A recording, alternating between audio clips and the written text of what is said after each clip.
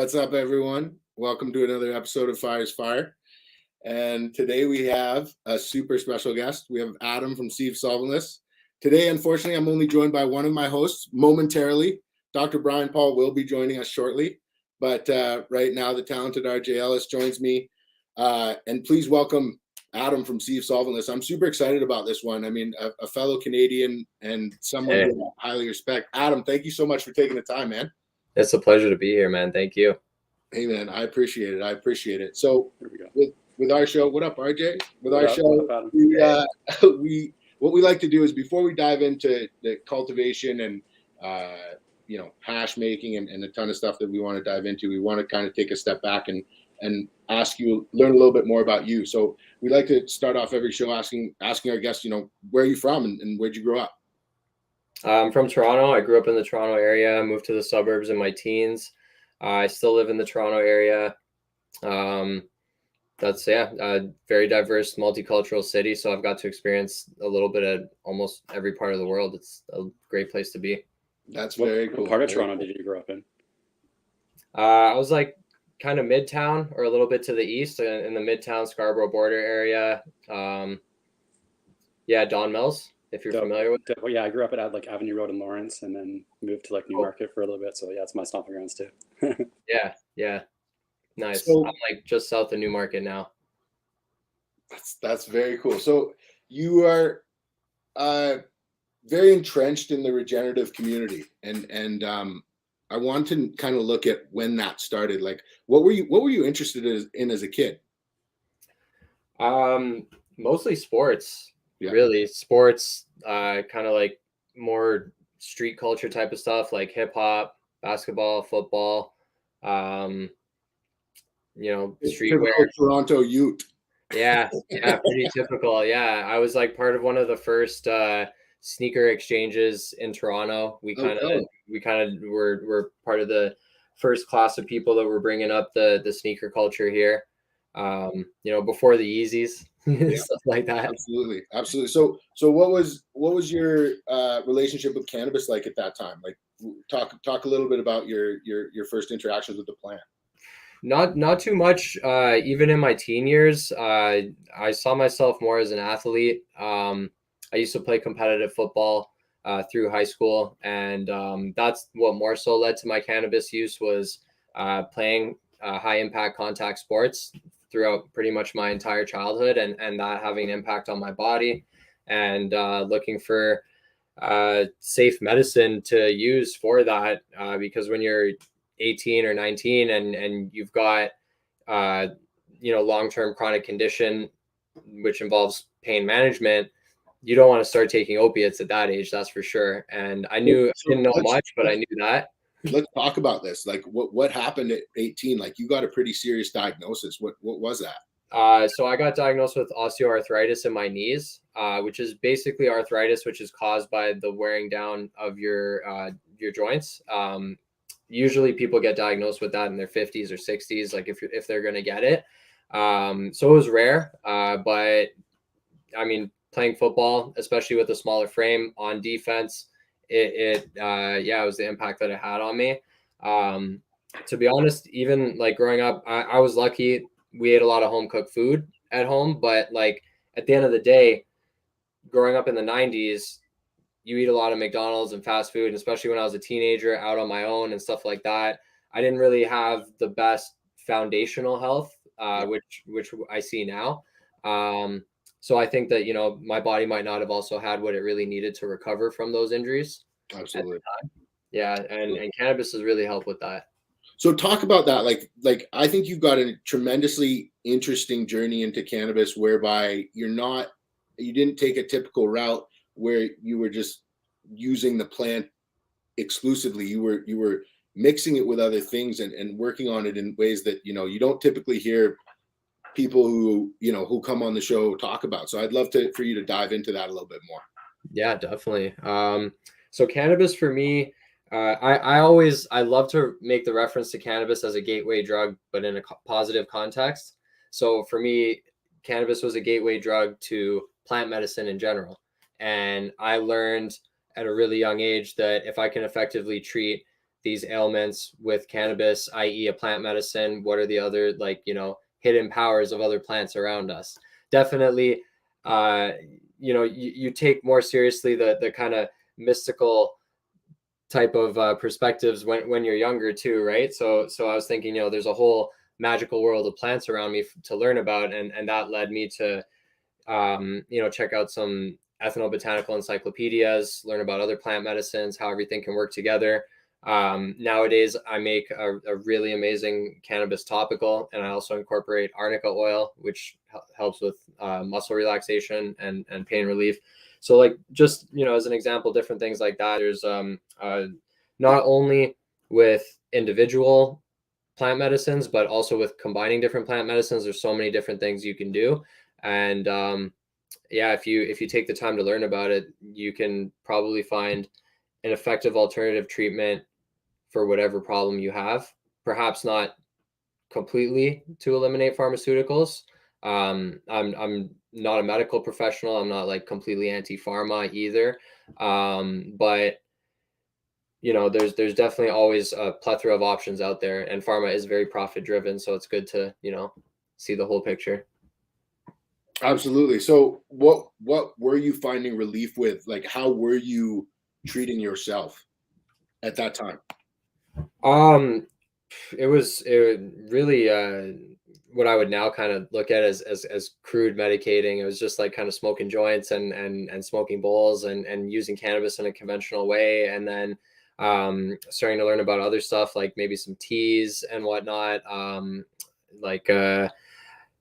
Cat's claw is a great thing that you can like make teas out of, or you can sometimes get like encapsulated versions or tinctures of, and that was something that helped me with joint pain and whatnot. But it wasn't just with that particular thing. It was kind of in all aspects of health that I started to look at it a little bit more holistically.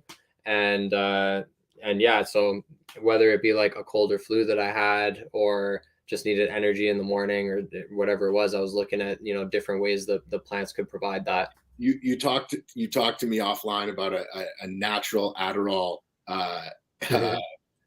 product that you were able to come up with without giving any of your secret sauce away. Can you talk a little bit about that and what you're? Yeah, I mean, I don't mind even sharing the kind of secret sauce behind that, because especially if anybody else has focus problems, or I don't want to say problems, but they have obstacles focusing, then if they ever wanted to like explore, like, all of these things are individually legal, and there's different ways that people can self-medicate using plants totally legally.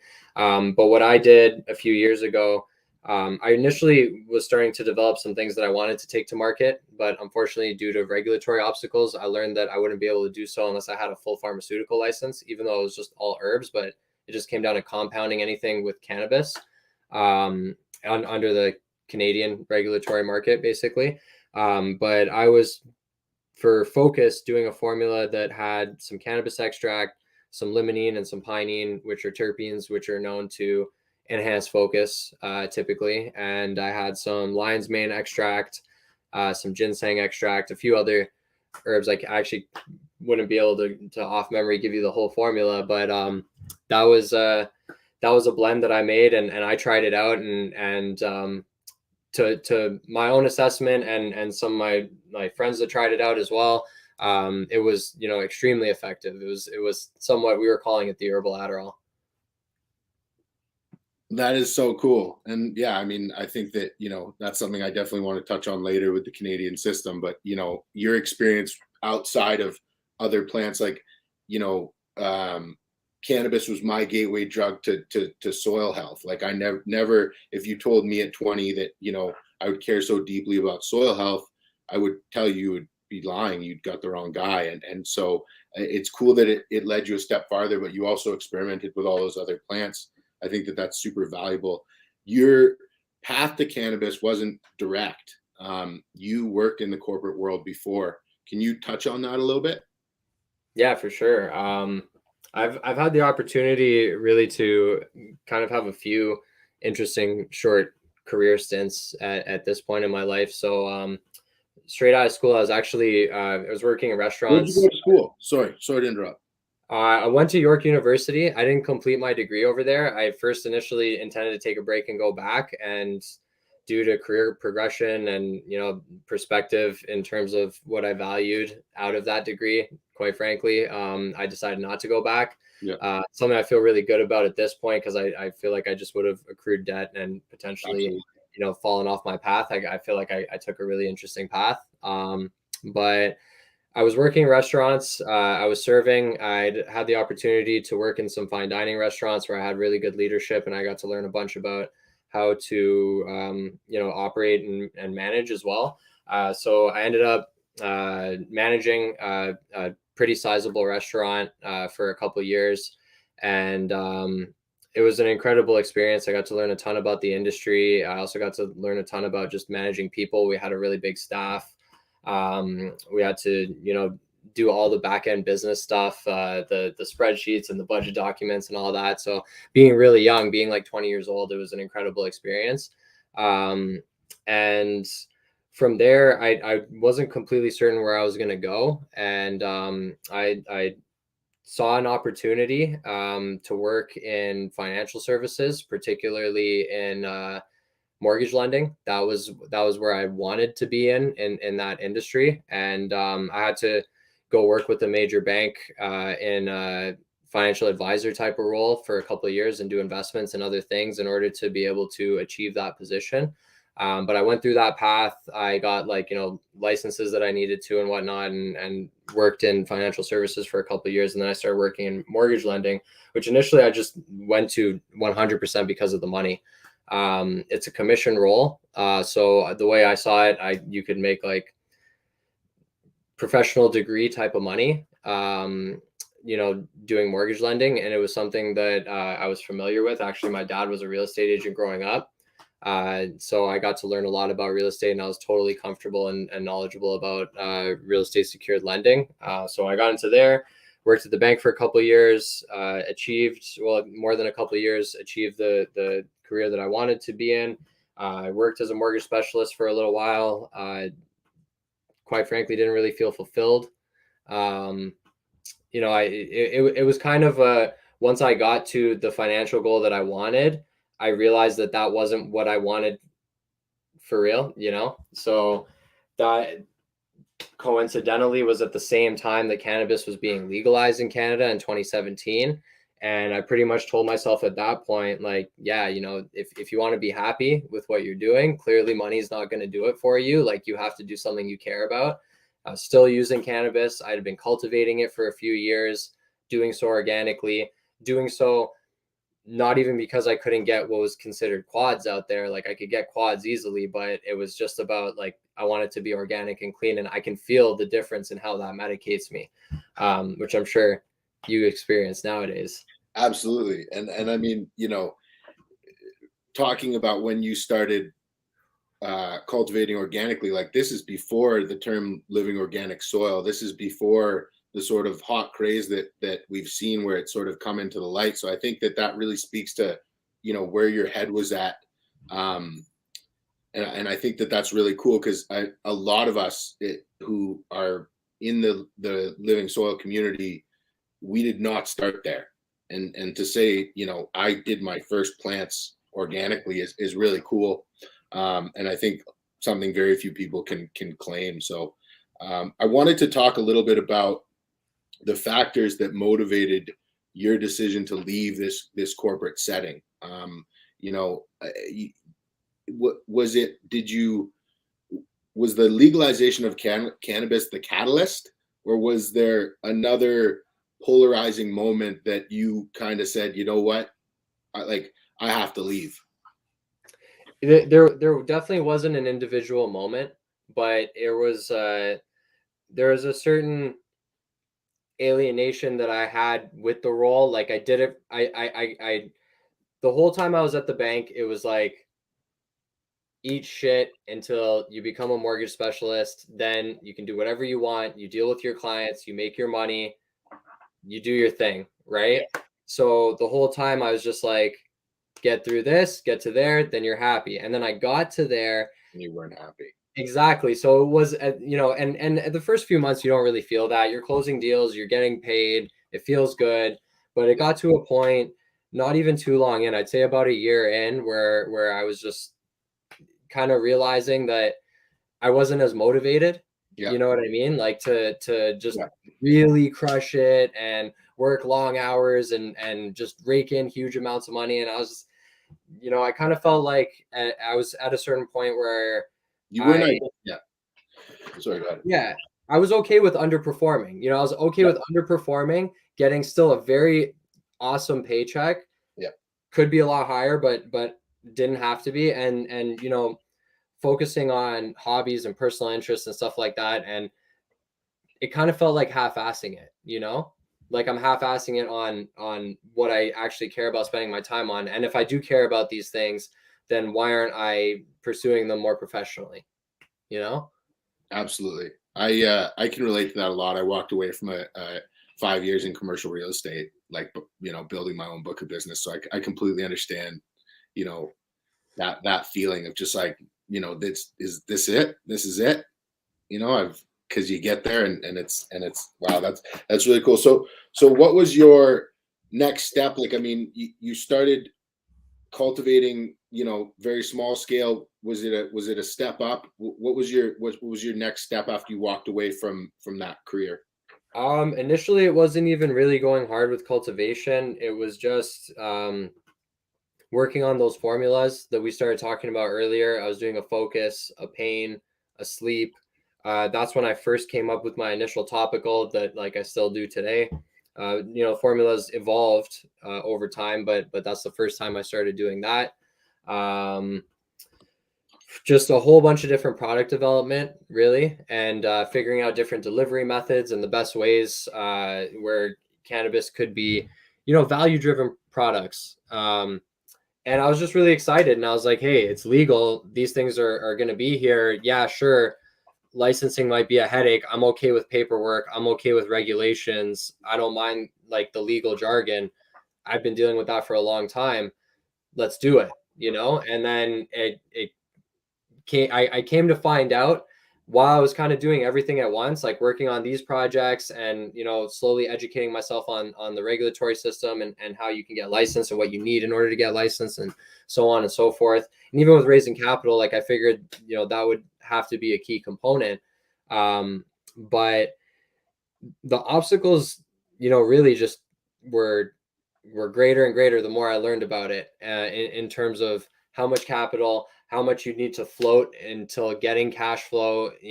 At that time you had to,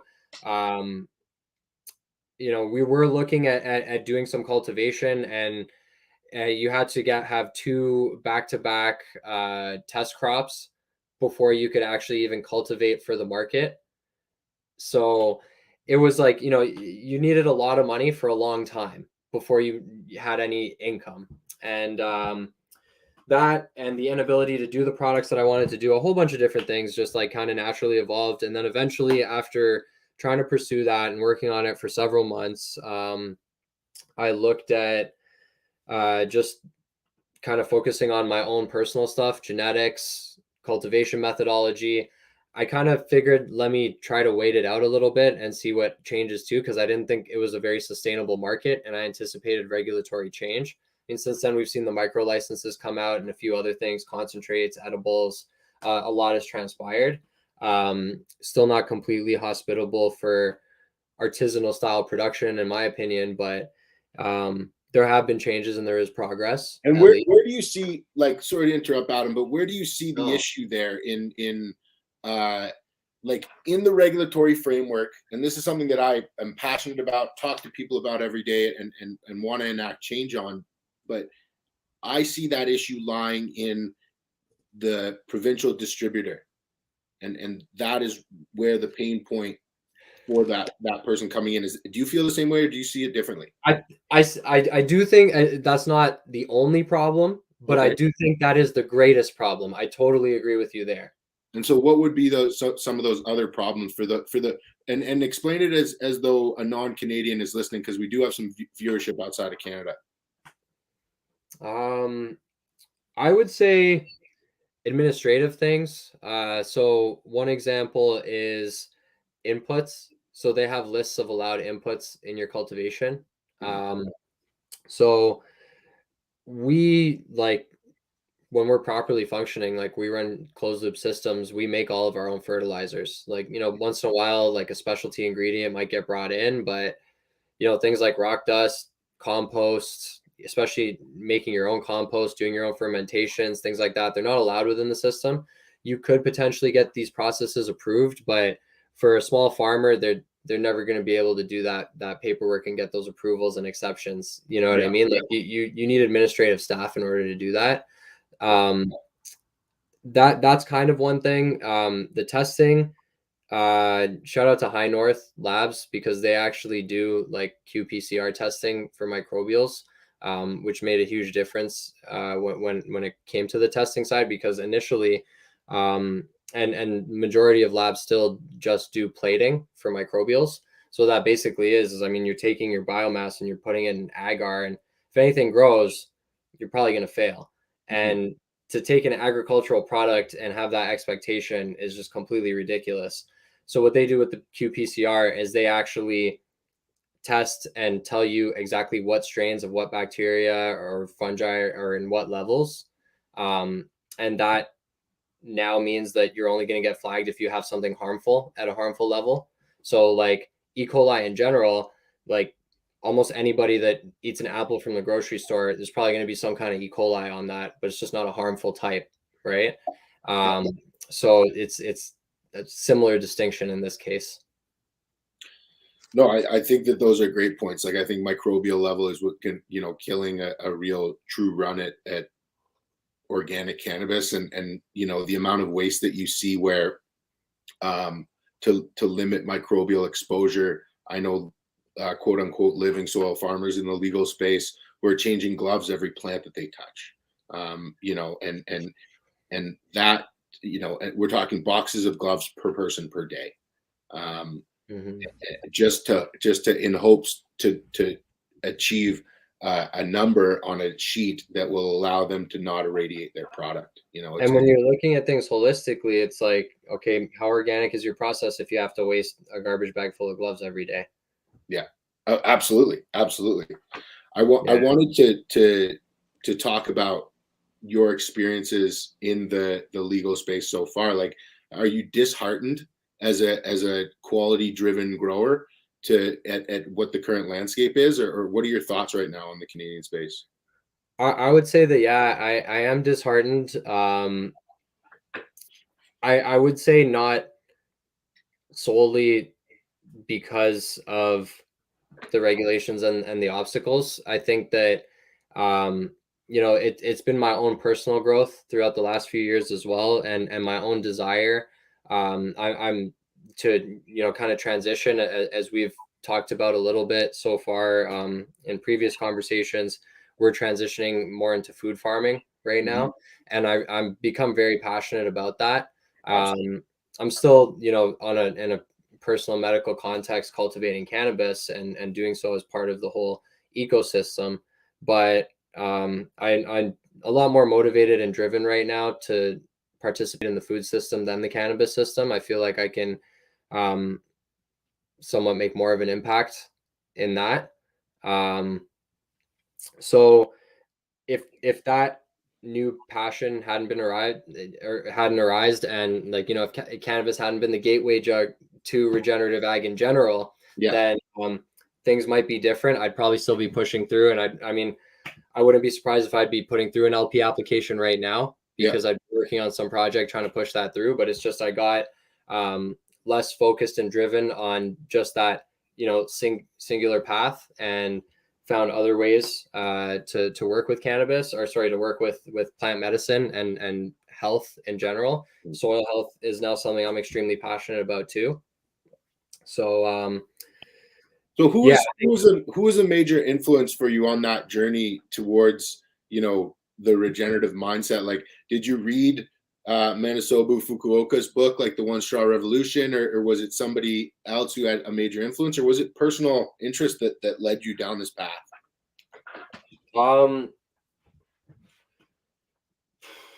It was so initially personal interest in terms of pursuing organics, but there was a point in my life about, I think 4 years ago now, right after the Frenchie seminar, as we've also spoken about, right after the Frenchie seminar, I met a gentleman named Lachlan, who I've had some amazing opportunities to work with in recent years. And we were talking about cultivation, and I was talking about some kind of challenges I was having in achieving some certain results. And he kind of gave me a look and he said, "Don't take this the wrong way, but you're growing cannabis organically, but you're still thinking like a salt grower." And that was like a huge epiphany for me almost.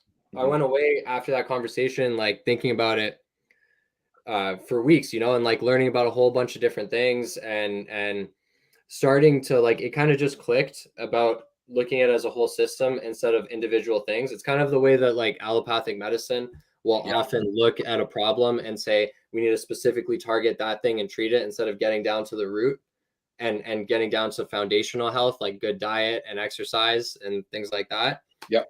And it hit me and I kind of just awakened to it. And that was a big moment. And from there, I got to learn from a ton of different people. I ended up right after checking out the Kiss Organics podcast, Tad Hussey. And that was a great resource for me because I got a ton of books that were really awesome to check out. So the Jeff Lowenfels, Teaming with Microbes, I like got that right away. Got to learn about Steve Solomon and soil mineralization in his work. Got to listen to some of the stuff Clackamas Coot was talking about. The Bug Lady, Suzanne Wainwright Evans. Shout out to she's Suzanne. awesome. Yeah. She is so amazing. She puts out so much great info. She's extremely scientific in the information that she puts out, like very precise, very economic, commercial focus. She's done like ornamentals and stuff, so it's just a really good perspective that you get from her. And I've got to meet her at a couple conferences and stuff, and just she took the time to have some really thorough conversations and answer questions that I had and teach me about banker plants and a whole bunch of cool stuff. So we're really lucky. And of course, Dragonfly Earth Medicine. So I followed them for a really long time. And you want to talk about being early on organics. I grew my first plant in 2011. I used, worm castings and back guano and stuff like that to do it organically. They've been doing organics since like the 80s, like real living organics. They've been doing fermentation since like the 90s, like KNF stuff before it was. For the people who don't know, can you tell the audience a little bit about Josh and Kelly and Dragonfly and the work that they do? Absolutely. They are extremely amazing people that have contributed so much to our culture and the cannabis space and the plant medicine space and regenerative culture. They're true OGs. They toured with the Grateful Dead. Enough said there. They're legends in California and Oregon. They're part of the Emerald Cup organization, Oregon County Fair, stuff like that. They are based in BC. They run the Dem Pure Collective. Dem Pure is Dragonfly Earth Medicine Pure, and it's a standard as well. It's a regenerative standard. It's the only non-pay-to-play certification that I know of. So nobody that has that certification paid for it. They just achieve certain standards, and they committed to educating other people. That's the main commitment they ask of anyone. Join our collective, you're committing to educating others. So that kind of just tells you what kind of people they are. You know what I mean? They really care about the earth and the community. And they've been like, really good guidance for a bunch of us in what we've been doing. Can you tell everybody listening what closing loops means? Yeah. I'll try to explain it really simply, where it's like, hey, any output can be converted into an input. And one of the most simple ways to describe that is mulch. So when I'm de-leafing a cannabis plant, I don't throw those leaves out. I put them right down on the soil. The insects, the fungi, the microbes break them down and use them to feed the soil. mulch is a closed loop right there. Can you give a couple other examples of closing loops that you work with people often on? Yeah, definitely. I'll tell you about a couple that I'm really happy about that we've been working on lately. We So there's a really good organic cultivation input that you can make for calcium deficiency using eggshells, a water soluble calcium. So basically, in a very simple way, you bake the eggshells, then you put them, you submerge them in vinegar. In about 2 weeks, they mostly dissolve. You just filter out any solid matter, and now you can dilute that like 1 to 1,000 with water. So you just need 1 ml of that solution with a liter of water. You spray it on your plants. They absorb it. They gain calcium, a little bit of phosphorus. So it's a mineral feed. So something we did recently is one of the guys on our team connected with a few local diners and got them to start putting all their eggshell waste aside. And then we got a 30-gallon steel vessel that was originally made for beer making, and did a large process taking a waste product from our local food ecosystem and doing a huge 30-gallon batch. Now we can make 30,000 gallons of foliar, which is not only going to help our farm but a bunch of other farms in the area feed their crops. So we closed that loop within our local food system, which was basically food waste into high value ag input. Another really good one I think is coffee. Take all my spent coffee grinds. It's something we've been actually talking to some coffee roasters and brewers about too, trying to coordinate on getting their spent coffee grinds. And it's a really, really rich nitrogen source. You can compost those, feed them back into your garden. Even just having a worm bin or a bokashi composting bin at home for anybody that's just got a little backyard garden, or they just want to be more responsible with their food waste. You can close a loop at home, no matter who you are or what you're doing, by just composting your food waste on site and adding that even to your lawn if you don't even care for a garden.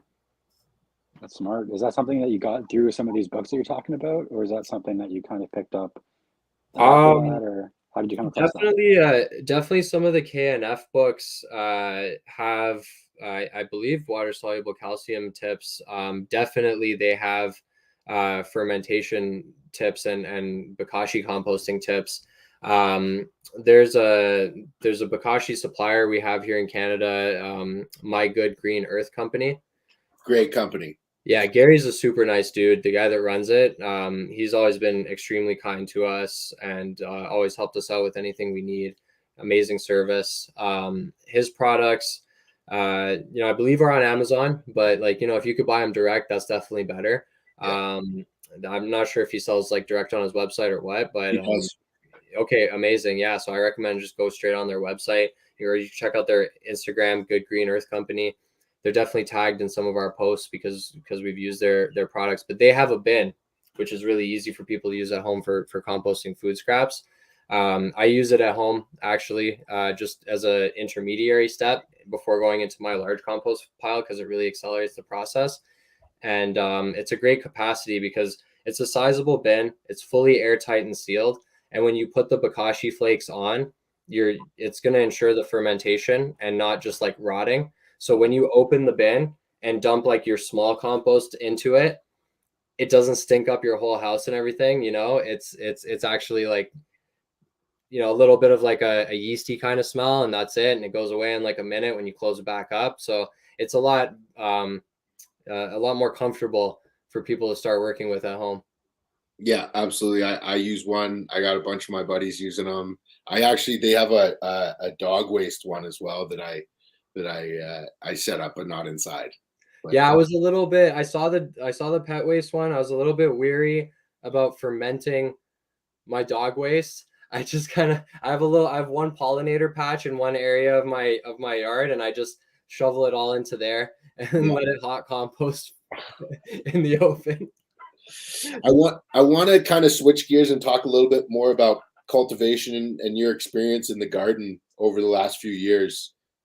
You had a comment that you made to me, I think yesterday, about how you tend not to covet your hunted cuts, and that you see genetics being more time sensitive or time based. And can you expand on that a little bit and share your thoughts?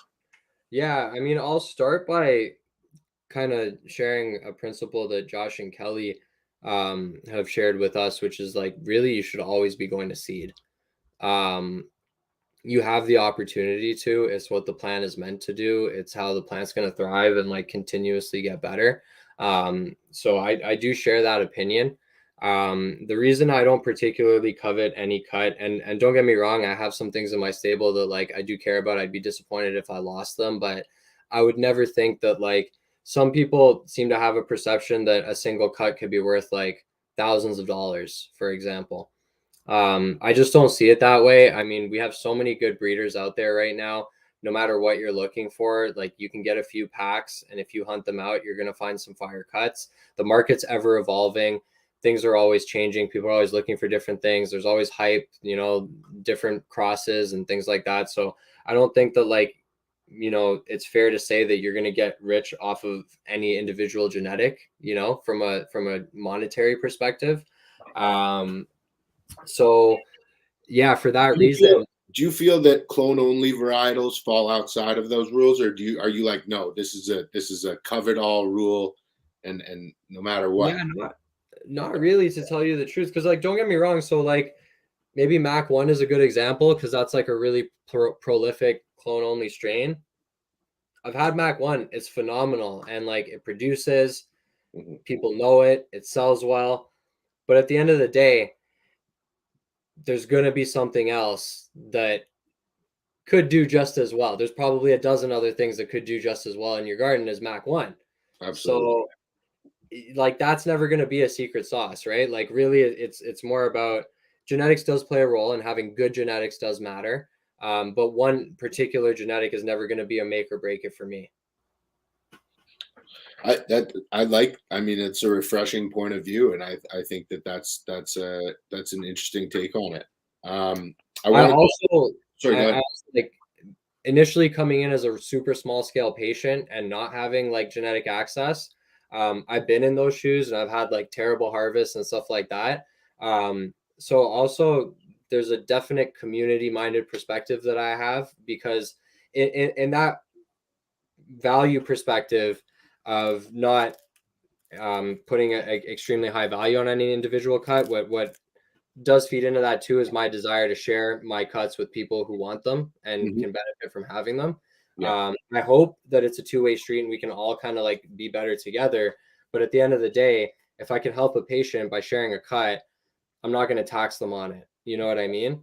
Yeah. So, and that perhaps it's part of a rationalization for me to say that, no one cut's going to be a make it or break it. But I do genuinely feel that way as well. Like, yeah, and I think we're going to talk more about that later, because I mean, I'm sure it's happened already and it will happen again, is that your kindness and your standpoint on that will be taken advantage of.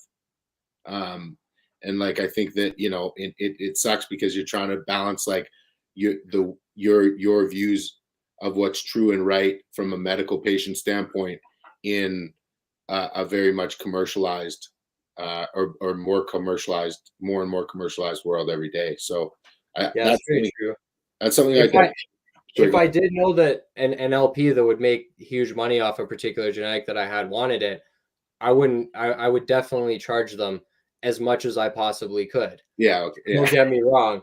But if a patient needed it, that's a whole other story. Yeah. Okay, cool. Yeah, I think we're on the same page.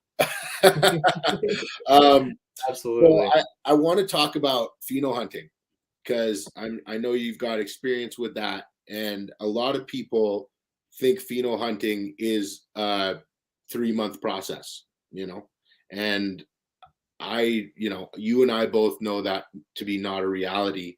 So I'd like to touch on a little bit of your experience with pheno hunting and the process that it is for you. Yeah, absolutely. Yeah, I've been a part of pheno hunting being done on a ton of different scales and in a ton of different ways, from super tiny plants being flowered out very quickly to, full term outdoor planted seeds right in the ground. And I kind of see those as essentially the two polar opposites. And I got to say, it's the latter that I much prefer. I just think it's a much better representation. You can also start to talk about and get into the line breeding stuff, because pheno hunting and line breeding in some ways go hand in hand. We've got time to get into it, and we have to unpack your statement about why taking the plant to seed is the reason. So I think it is and why breeding rejuvenates the genetics. So I take your time and explain line breeding right alongside it, please. Yeah, so I guess that's kind of part of it, is the rejuvenation of the genetic, but also like getting the best expressions. So your plant's going to be responding to the environment that it's growing in, right?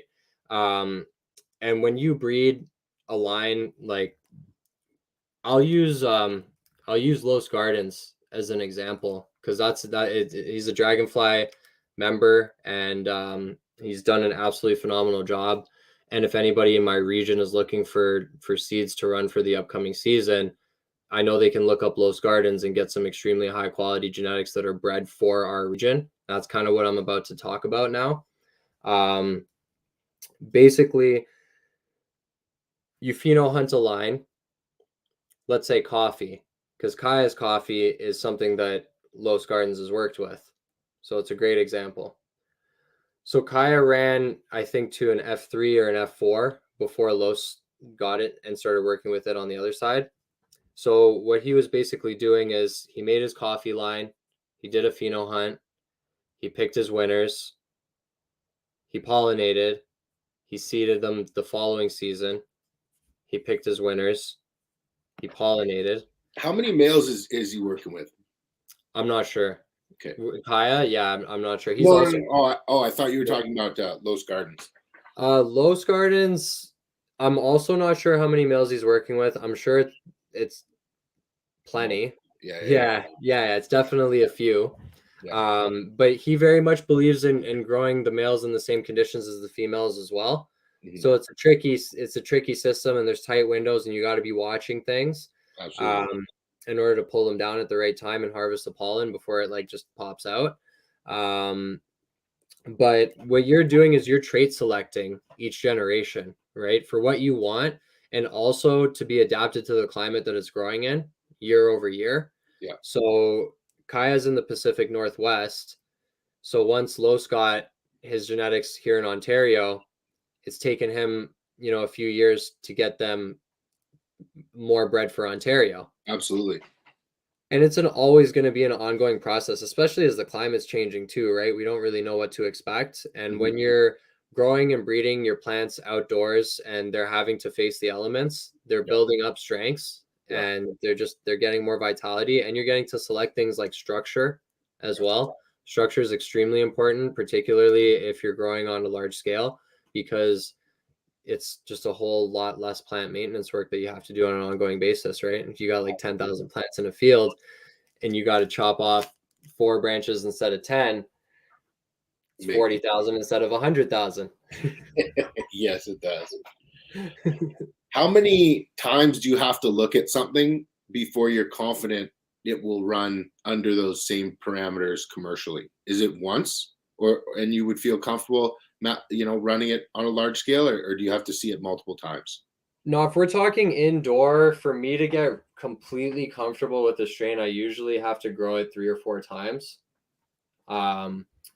So I'd prefer to pheno hunt outdoor even still, and then, bring my winner inside if that was the goal. Okay. I want to talk about this. I want to unpack this. So you say you prefer to pheno hunt outside and bring it indoors. What are you seeing when that transition happens? Are you seeing a similar expression the majority of the time, or are you seeing marked differences every single time? I mean, there's always going to be some differences, like the structure, the way that the buds come out, and subtleties. I think that you're going to get a a more full bouquet of terpenes and everything from the outdoor expression from sun grown.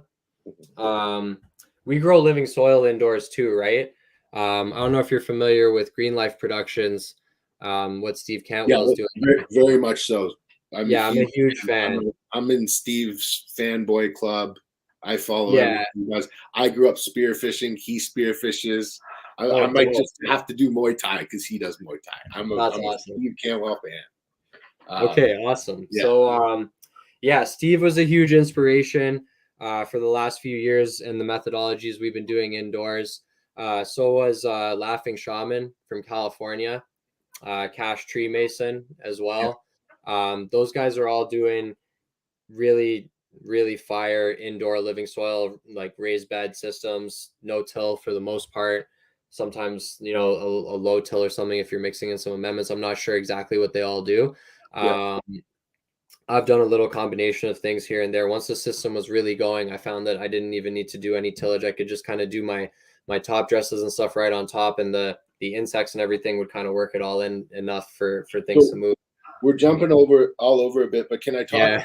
No, it's okay because I'm super interested in all. Can we talk about your system right now? Can you talk about once you dialed in your indoor system, what did that look like? Like, were you running a Steve Cantwell bottomless pot system? Like, what were you doing? So a lot of similarities to what they're doing at Green Life Productions. We weren't doing the bottomless pots. We're using fertile pots, which are basically made out of wood and peat moss, and they're a high heat pressed pot, so your roots grow right through them. So basically, you just bury it right in. There's no binding agents. It's like the pot itself is like a carbon fertilizer for your soil in a way. So that's what we're using in terms of pots. We're using grassroots fabric beds. So I believe those are the same beds that Steve's using. Yeah. Actually, it was really cool because we'd been through a ton of different cover crops and companion plants and played around with a whole bunch of different things. And I saw through the Laughing Shaman page that he was using dichondra as a cover crop. Yeah. And I started looking into that. And then I started using that because it was really cool. It had a really good nutritional profile. It worked well with cannabis. It gets a taproot deep, which is also another good thing. So now, were you coming from a mixed cover crop and trying to find a solution with a single cover crop? In a way, I always kept it mixed even then, but I needed a staple. So kind of my general area was mixed, more like short greens and stuff, but like we'd had a whole bunch of different things come in over the years. But I'll always have some sweet alyssum because it's like one of the best banker plants you can have. The pollen feeds a bunch of beneficials.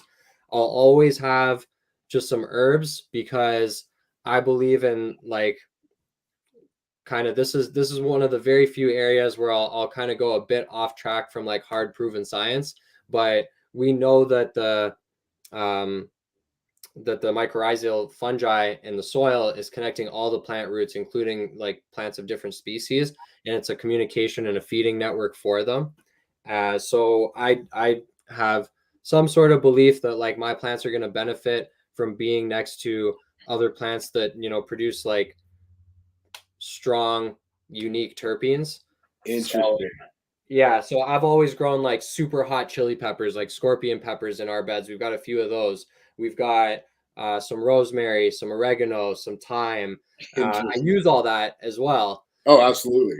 Yeah, but so I have those in the garden. I have no evidence whatsoever that they're actually doing anything beneficial, but they're super easy to have there. I'll end up using them in culinary parts of my life too. I'll like take home fresh herbs all the time and stuff, or chili peppers. I've done like freeze dried scorpion peppers and gave them to like my buddy who loves super hot stuff.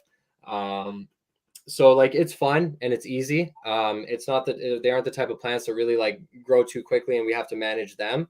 I also always grow aloe in my beds because we make aloe FPJ and it's a staple in our regimen. I love aloe plants. They're like so amazing and so good for everything. And usually what happens is the aloe follows a perfect cycle with our cannabis. So we harvest a room and the few beds that have aloe, those plants have grown big and they have a couple pups. So now we just chop down the big aloe, let the pups grow in place and use that for fermentation. Yeah. So like we're always mixing in different things, but then that staple cover of dichondra was a really good streamline for us because it was a perfect cover. It made a really good ecosystem and rhizosphere protection. It's super easy to manage. It stays short. It's composting into a good profile for our cannabis. If we ever top dress on top of it, when the soil level starts to get lower, we'll do a few inches of compost and top dress and put some amendments in there and then reseed the dichondra on top. It'll just be like a green manure layer there. Yeah.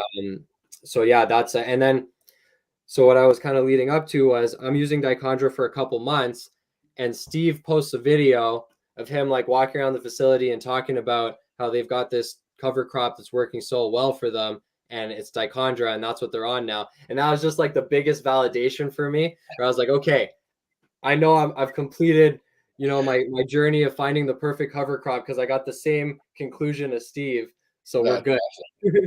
Do you ever use Steve's technique of bringing in a mobile pot of clover or some other plant that'll pull a lot of insect pressure off those beds and then trap it and take it out of there? When I heard that, I was very, very impressed. I was like, why haven't I thought of that? Suzanne's been advocating for that for a long time. She originally put me on that, and yeah, it's a banker plants is a really, really good method to integrate into your integrated pest management. That's how I first started doing sweet alyssum. Was Suzanne recommends in greenhouses along the top rafters going down the rows that you hang baskets with sweet alyssum, because then it just kind of grows out and flows out. It's like these tiny little white flowers also called carpet of snow.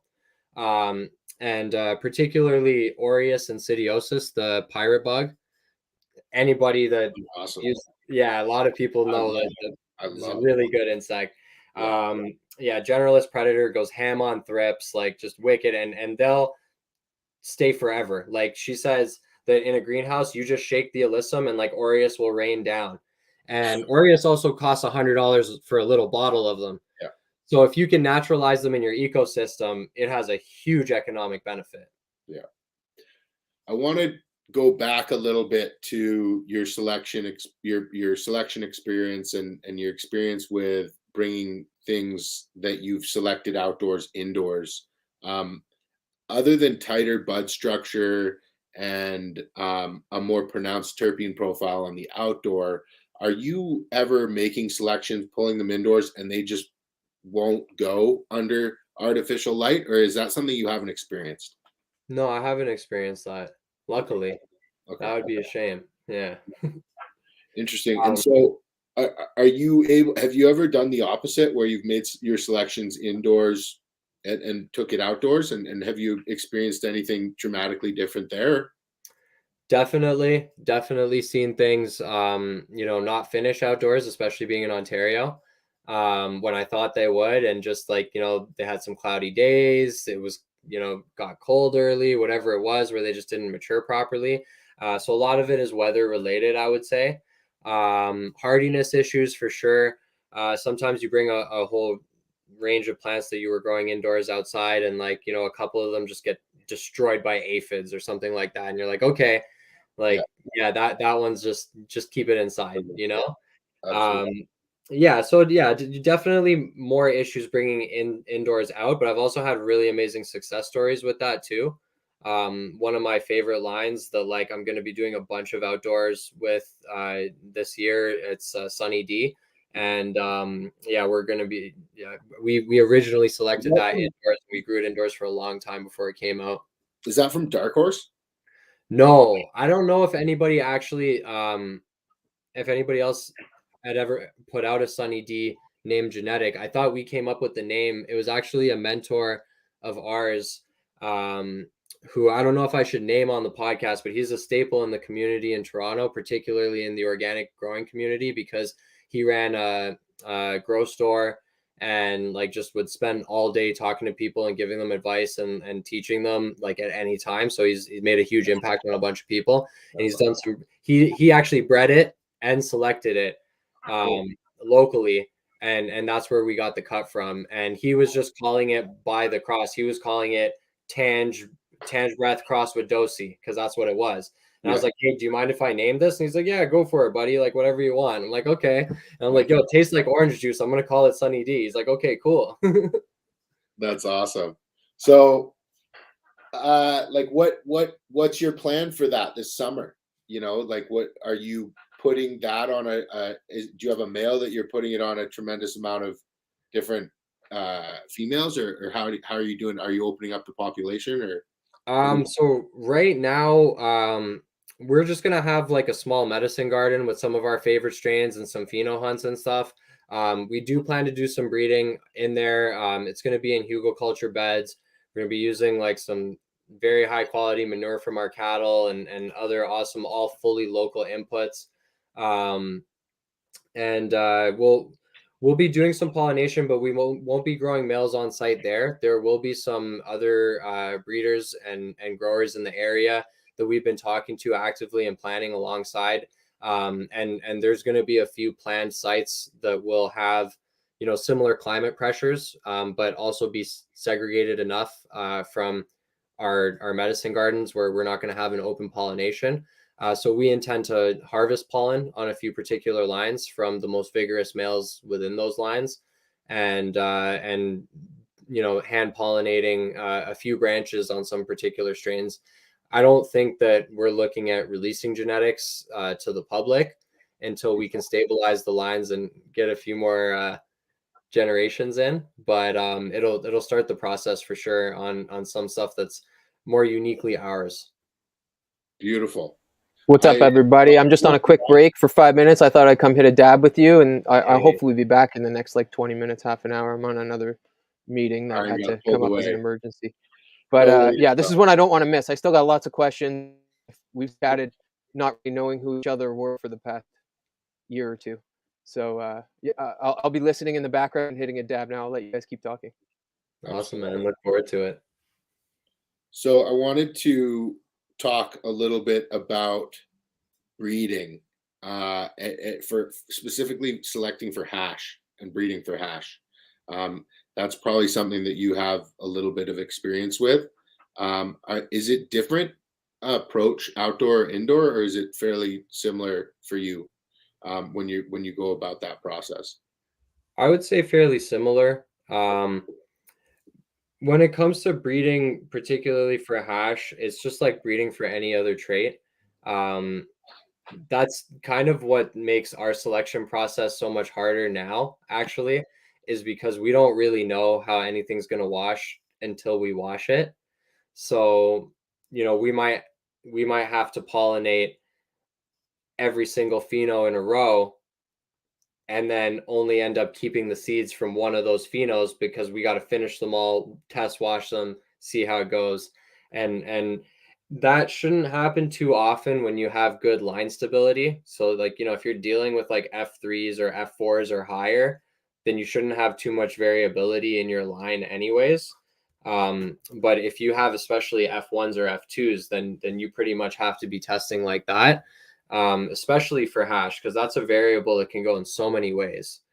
And yeah, that's pretty much it. You know, you test your strains, you see what gives you the results you're looking for, and you stick towards that. I usually recommend that if you're going for hash, not only do you want to be looking for something that has a really broad terpene profile, something that's got a lot of flavor, but something that's going to wash well will typically have sandy heads, not as sticky. Sticky resin can create a lot of challenges at several steps in the process. So yeah, go if you have a sandy head strain, then that's definitely something that you want to kind of lean towards. Have you found anything other than examining the gland in late flower that would pique your interest in the plant to watch it a little bit closer, say in late veg or early flower? No, I wouldn't say so. I mean, besides structure and like general vigor, but not with the resin.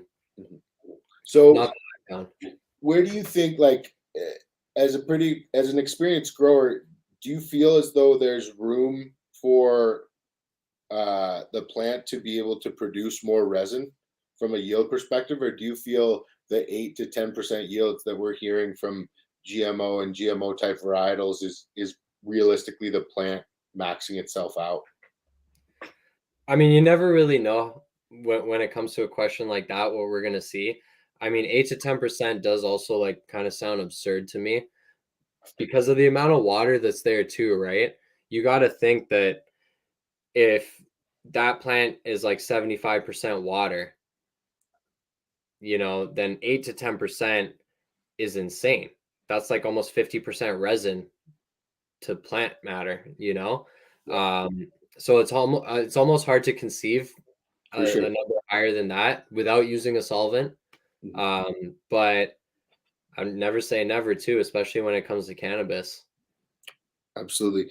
Were you ever able to identify specific terp profiles that help deal with your pain in your knees? Like, have you identified specific cultivars or profiles that I know John Burfello talks a lot about how, he's in constant pain, and when he can inhale certain GMOs, he doesn't actually feel pain at that moment.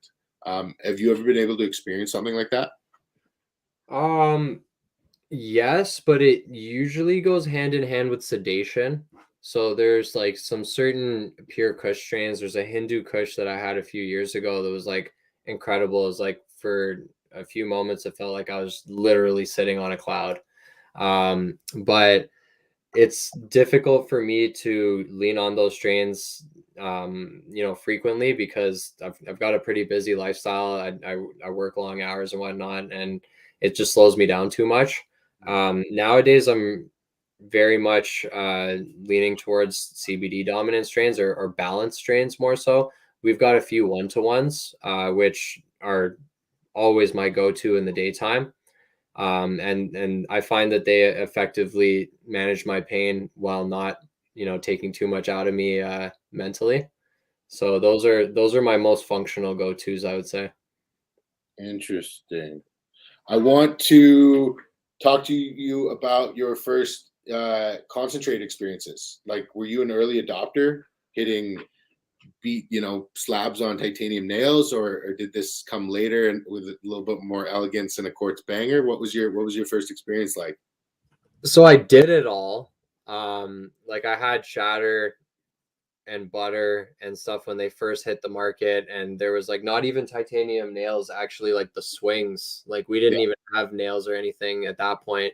So when that stuff first came out, like I bought a swing and I threw it on my bong, and I like bought like a gram of butter and a gram of shatter, and I think that was the only things I ever hit off that. Maybe I tried like some pressed hash on it later or something like that, but that was it. I just did it to try it. Yeah. And I wasn't a huge fan of it. I didn't necessarily dislike it, but I didn't like it as much as the way I was consuming flour. So that's what I stuck to.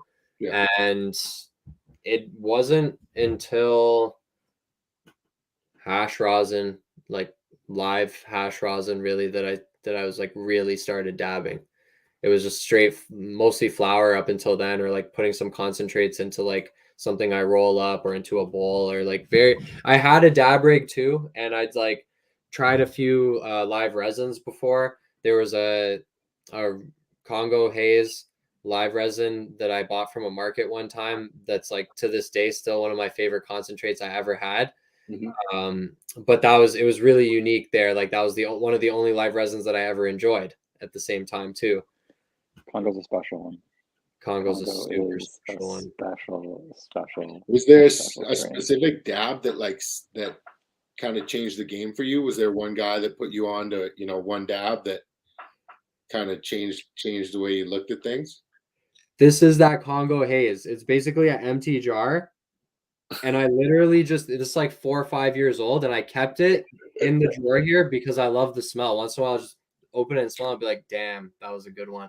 That's awesome. I think we all have those jars. It's a Congo, man. Yeah. That's awesome. It was El Hasho, or Pharaoh is what he was known by back then, actually. I met him also several years ago, and we started like talking a little bit because he saw my flower and he wanted to wash it. And then I was like, well, that's cool. Like, you know, I'd love to learn a little bit about this washing stuff. And then we ended up putting together a lab in partnership, and we processed a bunch of my material. This was obviously transpired like over the course of several months as we got to know each other and became friends, and things kind of fell into place and whatnot, right? And we did some processing. And I think before our lab even got set up, there was one time where I went to his house for a meeting, and he was like, okay, yeah, we're going to dab. And that was the first time that I dabbed live rosin. And it was a memorable experience for sure, where it was like super baked, amazing flavor. It was like almost life-changing. And then I think from that point, I've always had live rosin on deck. That's awesome. That's cool. I love those stories, man. I had a similar story with Turb Crusher and at Tricone City Smoke Shop. Him and his wife put me on to low temp dabbing, and I'd been, you know, just dabbing at ridiculously high temperatures, and it just like, it was kind of like, it just changed everything. But so immediately after meeting Hasho, were you or not, I guess immediately after, but were you drawn to that hash making process? Like, was that something that you like knew you wanted to jump into, learn and continue with? Yeah, definitely. So I was always fascinated with hash. I made my first bubble hash like I think 2012. So maybe a year after, you know, growing my first plant, I made some bubble hash, and I did so from like watching a bunch of Frenchy videos and watching like, you know, strain hunters on YouTube and stuff like that, and saying like, okay, yeah, let's do this. And myself and a buddy, we like did it in his backyard and that type of stuff. So I'd always like been into hash, and especially pressed hash and traditional hash. I'd always been, you know, I'd always really enjoyed it and got it if I had the opportunity to. The dabbing was like a whole other world, but I kind of fell in love with it right away. So like from when he put me on, I really got lucky because he put me on like with dabbing altogether, right? So he saw my rig, he was like, no. Here's a proper rig. You know what I mean? Gave me like a Toro Grail. I didn't even know what it was. He's like, here's a good banger. This is what you should be using. And then I now know it's like, that was a Toro Grail. That was like a really good banger. You know what I mean? So he like really hooked me up and like taught me how to do it properly, go low temp, all that stuff. So like, that's also, I guess, what kind of fed into me being like, yo, this is like such an amazing experience. Why aren't I doing this all the time? And it made it easy to fall in love with it for sure. And you know, seeing that product come out of what we grew, and it was also kind of the first time that I saw something come out that I did appreciate more than the flower, besides like, you know, a high quality temple ball. But that's like, you know, you're not going to do that with your whole crop either, right? You'll usually make some head stash temple ball, age it, have it for personal, that type of thing. But when I saw that expression from the plant, I guess I just knew it like internally at that point that for me, that was like the direction to go in, and never looked back since. So yeah, he ended up, you know, he's now in the legal market, and he's done a whole bunch of different things since then. So over that time, like as soon as he started doing that other stuff, like I got my own separate equipment and everything, and I just kept doing it, never missed a beat really. Very cool. So you talked about using a lot of 1-to-1s and high CBDs. Are you working with hash varietals with those ratios? Yeah, absolutely. Okay, so that's super cool. So like, what, you're among a handful of guys that I know of, and this is all I do ever, that are working with CBD hash varietals. What is what are the nuanced differences with working with that type of resin? Like I've heard nothing but nightmares, and had like seen firsthand the difficulties in a number of different ways dealing with this different resin. I wouldn't say it's difficult to wash. We've had some challenges on the press. So with consistencies, you could see that it's like a very sappy, kind of hard to work with consistency with your dabber. It's almost like a very like tacky, like hard, stable shatter. Interesting. Type of consistency. So like it's a little bit difficult to work with, I would say. Yeah. I personally enjoy them more as pressed and aged temple balls than in rosin form. The yields are also pretty bad going from hash to rosin. It's usually around like 50%. So it doesn't seem to make sense. And I haven't spent a huge amount of time R&Ding with different things, like maybe a little bit of a larger micron size, or like playing with temperatures. CBD has a higher melting point than THC does. So like, maybe playing with some higher temps and stuff. We've been doing small batches, relying on like consistent methods that we usually do. And I guess it's kind of playing it a little bit more low risk when you stick to what you know, but at the same time, maybe I could be getting better results on the other hand. So I'm excited, especially by this fall, to be able to, grow a wider variety of CBD cultivars and really start to test them and play with different methods in the processing and post-processing.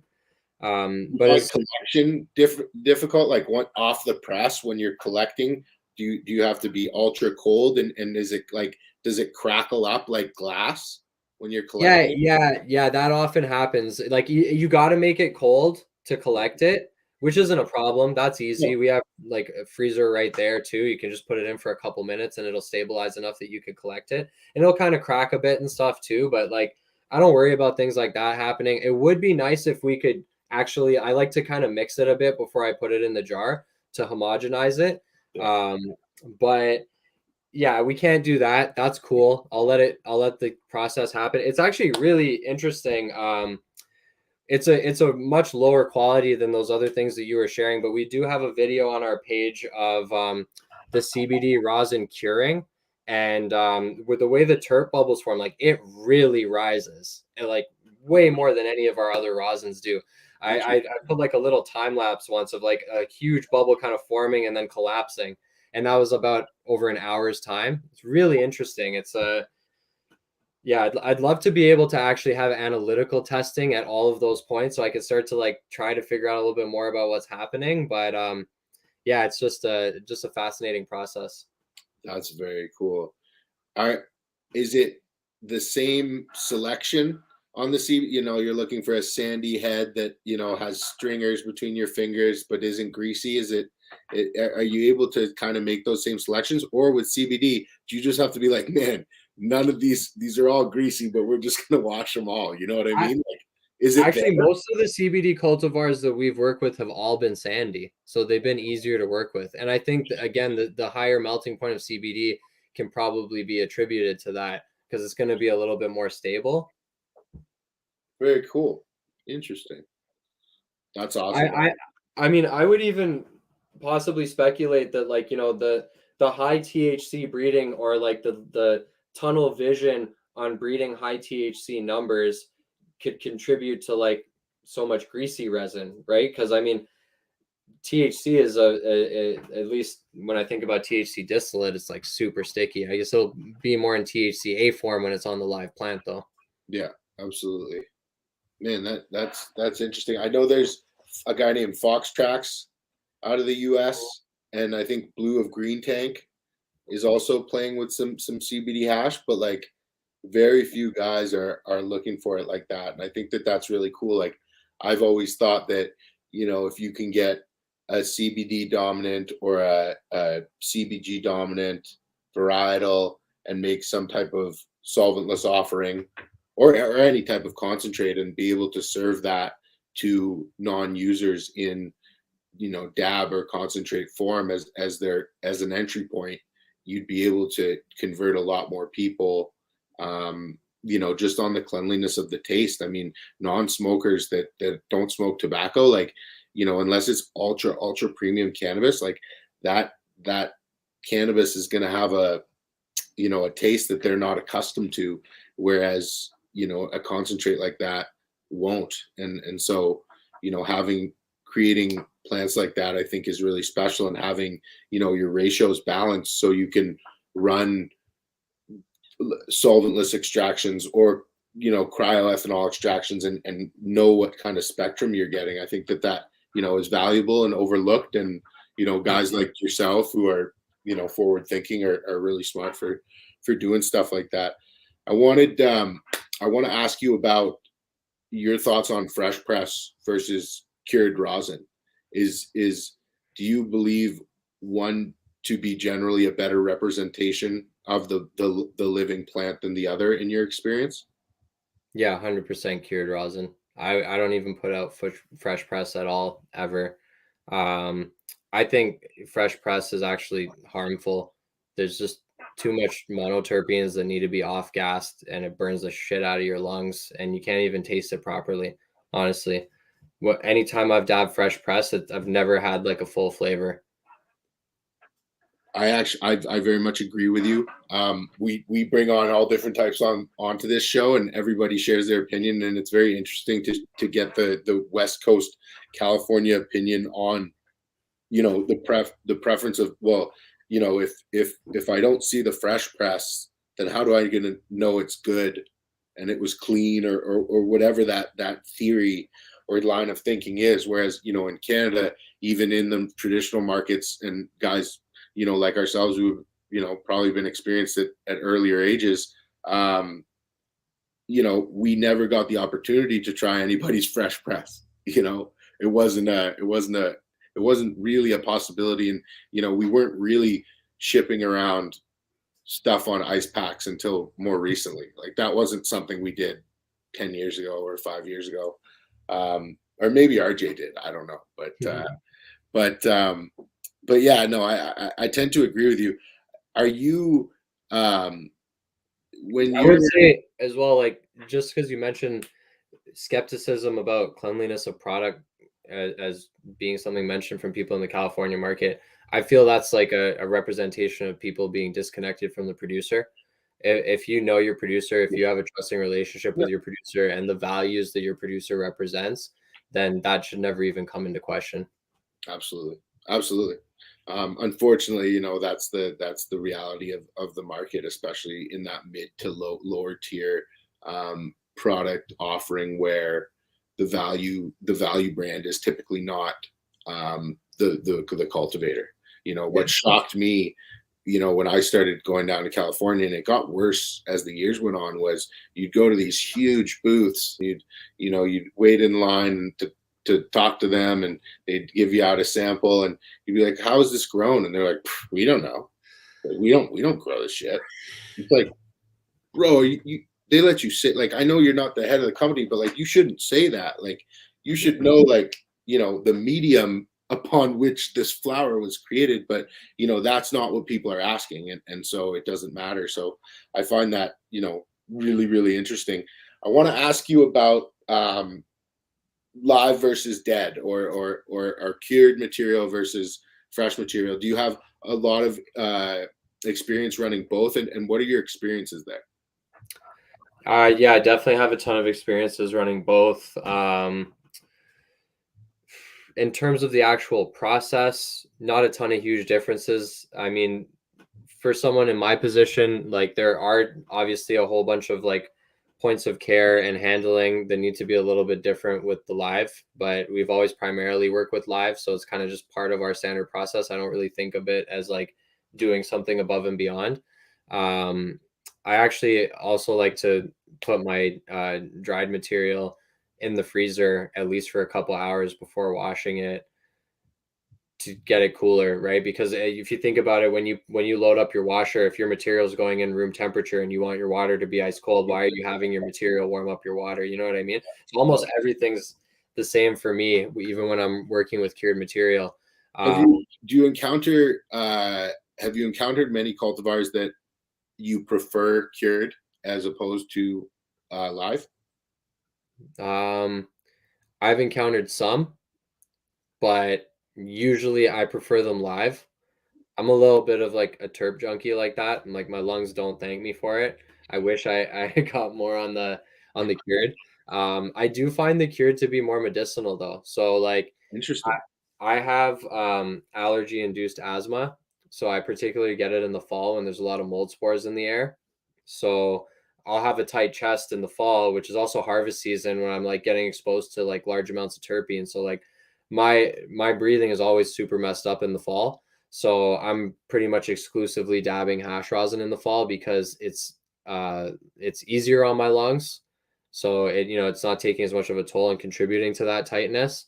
And it's also, I find, a little bit more medicinal. I'm getting a little bit more medicinal effects out of it than I do out of the live. I find the live to be I don't want to like reduce it at all by classifying it as a recreational experience, because that's not what I do. I definitely classify it as a medicinal experience, but I find that it accentuates a few more of the recreational aspects of the experience than hash rosin does. Hash rosin, I find, can be more effective for the pain relief. It can be more sedative, and I find those effects last a bit longer. Whereas live rosin can be effective for those things, but I find it's not quite as long lasting. And I find that initially, whenever I dab live rosin, I always have this little bit of like an energetic beginning of the onset, which isn't necessarily consistent in hash rosins. But even if I'm dabbing like a heavy, more sedative live rosin, the beginning will always be a bit more racy. Yep. No, I can. I think that that's a really interesting observation, and like that leads me, and I want to tie my next question back to some of the things you said. But what are your preferences towards rosin versus full melt? So I don't at all like to dab full melt, because it's kind of like fresh press. It is fresh press. You know what I mean? So I'll actually dab aged temple ball. So I'll press my melt. I'll let it age for at least 6 months, and then I'll take it out and dab it. And I actually have some here. So this is a Sunny D temple ball that's almost a year old, and it's almost done at this point. So there's not much left of it. I haven't like stored it and treated it like fancy or anything. So still super wet. Yeah, it's super wet, super greasy. You can kind of see like these little oil puddles along the totally. So yeah, it's thicker in a couple spots, but it really is just like a golden. It's like a melt that's like actually melted. Yeah. And just become oil. Yeah. And it dabs just like melt does. Did you apply heat and pressure to that at all? Or did you just super minimal, like literally Frenchy style, boiling hot water in a glass wine bottle, let it cool for 10 minutes, and then like pretty much no pressure. Like it's pretty much just the weight of the bottle and the hot water that's pressing that. Get it all pressed out, combine it together, separate it into the denominations you want, wrap them in the cellophane, put that in a jar. Yeah. Pretty much like wine cellar type of storage. I find it just so interesting, like, correlating what you said before about the cured hash rosin or hash rosin being more medicinal than live rosin, and having that medicinal effect. And then, myself, I find that melt has a much more medicinal effect for me. And taking that one step further and aging that melt, like I've had very limited experience with that. I think the only stuff that I had was the activated hash oil from Van Gyptian, and I quickly dabbed that stuff up, and it was an interesting experience. It was much more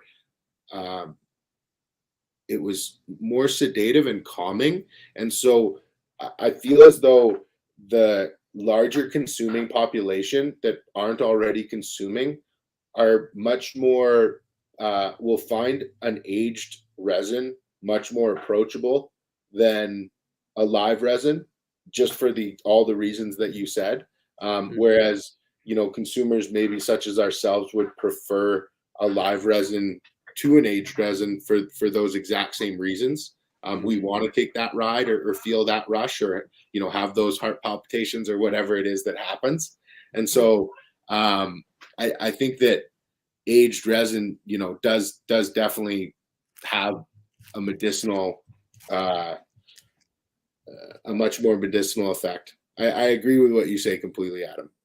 I wanted to talk a little bit about resin color, and I'm quite confident I know where you stand on this, but we have a big show coming up next week about, pigment in resin and how it relates to quality.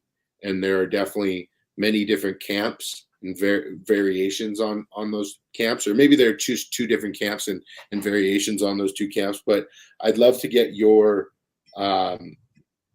take on what you think is actually happening in that resin when you would take, for example, two phenotypes and create resin out of those, and then when upon curing that fresh press, you're going to see dramatically different colors in those two resin samples.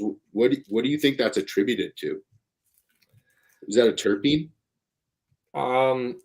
Definitely could be something to do with the terpenes. Because I've seen stuff cure out a lot of times where the solid layer is just like pure white, and then you have like a dark terp layer on the top, and then when you mix that in, you usually have like an off-white beige type of thing. This fixation on I guess whiteness, you know what I mean? I don't want to necessarily have to say it, but like people might have some like rosin racist type of tendencies here. But yeah, to solely equate quality with color, I think is a fallacy. I think that. Can we expand that to resin and just say no resin racism? Yeah, no resin racism. That's a better way to put it. I like especially that. because we're going to be hitting it hard next week. So let's just expand that lens and be like, listen, Oh yeah, no. I think it should always be resin. It should always be resin. Resin is it should always be resin. Yeah. So yeah, I think that color can be an indication of quality. You obviously, you're not going to want something that has a bunch of chlorophyll, or it's like dark brown, or like even texture and consistency wise, you don't want something that has like too much of an abundance of waxes in it. I think that you can't just be one track minded about it. And I'm also going to say that the whitest rosins that I've tried have not been the best ones, like not even close. They've almost always lacked flavor. I think that, a market focused on one particular metric like that also like drives producers to cater to that metric at the sacrifice of others. So like we now know tons of people pull early to get a white rosin, and it doesn't make any sense because you're not letting that resin mature. Yeah, but playing devil's advocate, like my good friend, like Canadian Dabs, he makes some of the best rosin that I've encountered. I know how long he takes his plants. I know a lot of details about it, and he comes out with some of the whitest rosin. And there's no cut corners and you can tell when that resin's taken early. Like I go places and dab, and I'll take 40 dabs in a day, and when something was pulled early, I can pick it out of a crowd, because it tastes moments after you're like, you feel it in the back of your neck, and you're like, why am I feel antsy? Like, why do I feel super antsy? Why do I feel antsy? And you're like, you took that early. So I can pick them out, and so I completely. I'm definitely not saying that like all white rosin is pulled early. There's some phenomenal, really light colored stuff. The stuff that we got second place in the growers, the Solventless stuff. Yeah, that stuff was pretty white. It was like, really light colored, but it was still terpy. It was actually, that was from outdoor regeneratively grown in hugelkultur beds, seeded cannabis. Oh wow. That's the rosin that we entered into there. But the best hash I've ever had was from seeded cannabis, and it's such a crazy thing to talk about, but it's like the terp profiles were fucking freaking out, and the resin was just like so oily and like mental. Like, this is something that I've had the opportunity to discuss with Frenchie one-on-one about, and he basically said, when you're withholding sex from the plant and using that as a method to produce resin, the resin being produced is for the purpose of sex. So it's still definitely, it's important, it's going to be there. He said, but when your pollination happens at the right time and your resin has already started to develop, now your heads are going to swell because the purpose of your resin is now to protect the next generation. It's protecting it from anything that's blowing by. It's protecting it from insects. It's protecting it from cold. And now your resin is kind of playing like, you know, a parent role there, which was a fascinating perspective I found, and really opened my eyes to being more open about working with seeded plants in general. That's incredible. I want to talk. Let's just jump over. Like, I mean, you did some. You connected with Frenchie in I think 2018 at one of his classes. Can you talk to us a little bit about that? Yeah, definitely.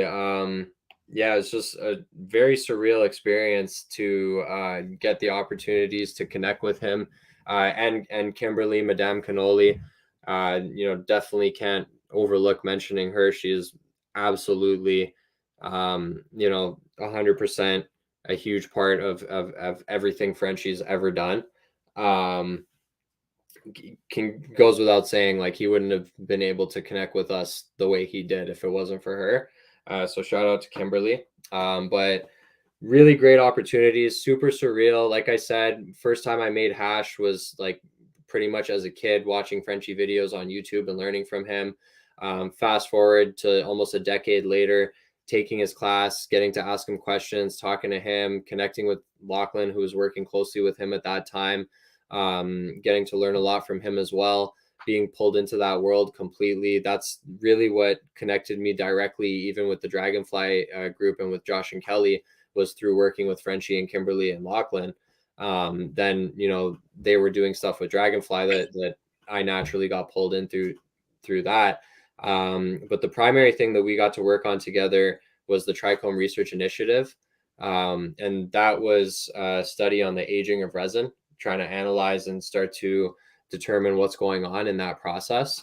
We only had one cultivar with samples that we submitted.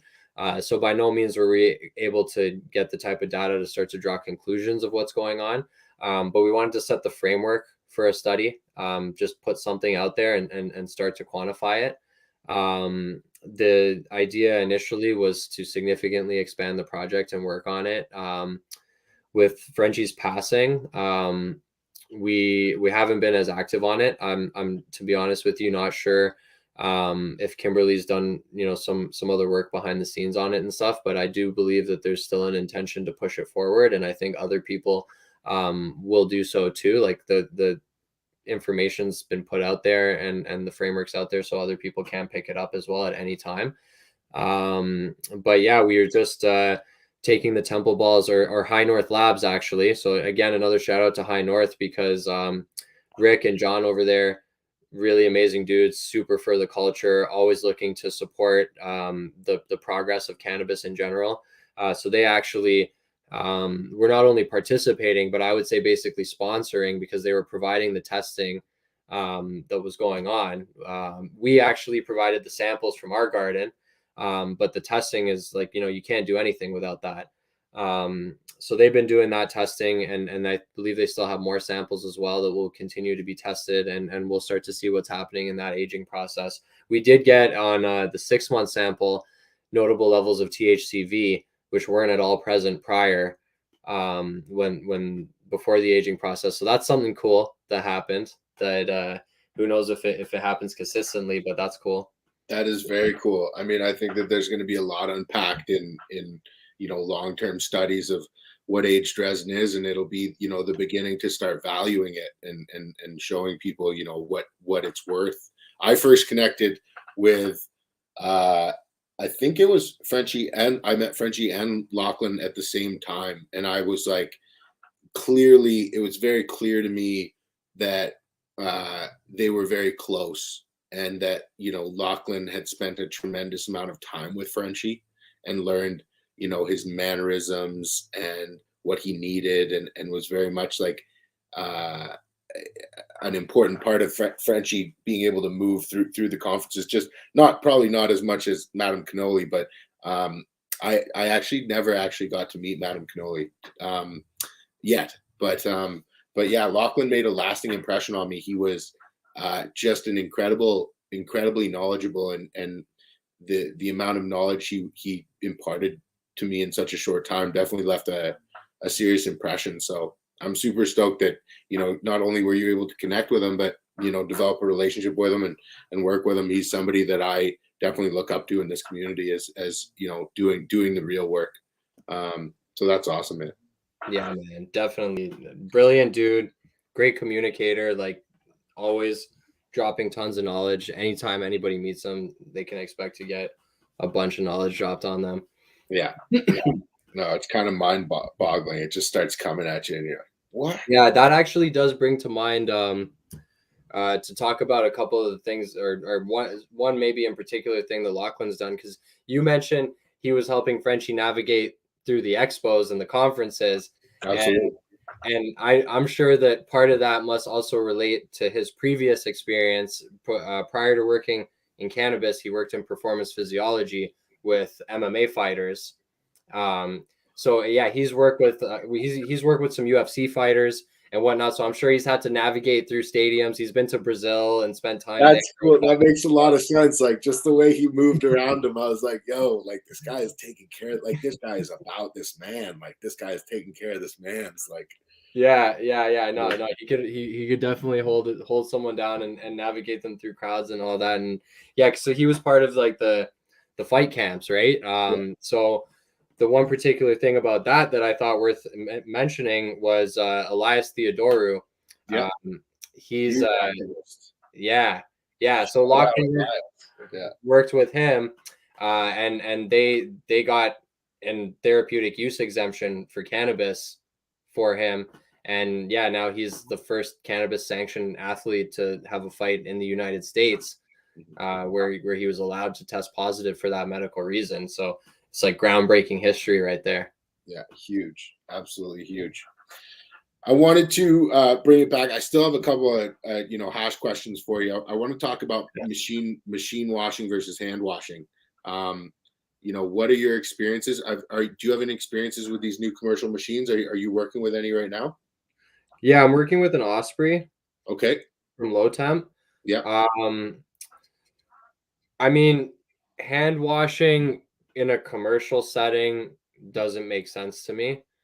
I mean, it's just not healthy either. Like, to be paddling all day in a cold environment. I don't know like how much people typically regard like the physical condition of their workers, but we regard it pretty highly. And don't get me wrong, like small batch for quality, like if your option is a bubble magic or hand washing and you want 6-star melt type of stuff, you're probably going to hand wash, you know what I mean? But once you get into commercial setting, the amount of customization, high quality, materials and building and everything and control that you have in a washer, you're probably going to be able to surpass the precision and pickiness in process that you would have even with hand washing. Has that been your experience, or is that like hypothetical? I would say that's from my experience. Yeah. Sorry. So like surpassed like quality, is that what you're saying?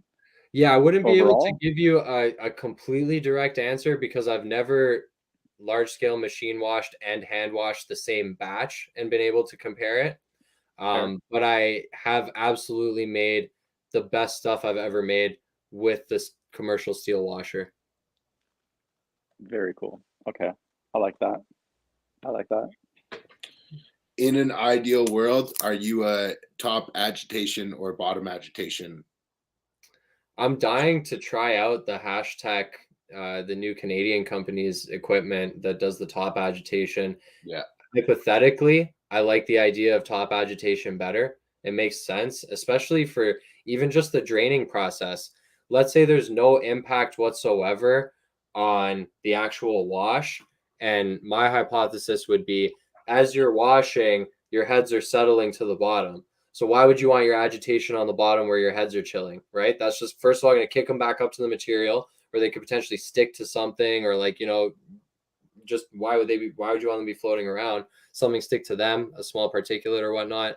Shouldn't happen at the cold temperatures, but like, you know what I mean? When everything's flying around, you don't know what's going to happen. And for to play devil's advocate, and I've mentioned this to a couple other instructors, hash makers, isn't the bottom agitation a bit more touchless to an extent? You know what I mean? You can use less ice and optimize efficiency that way. Frenchie ran it with no ice.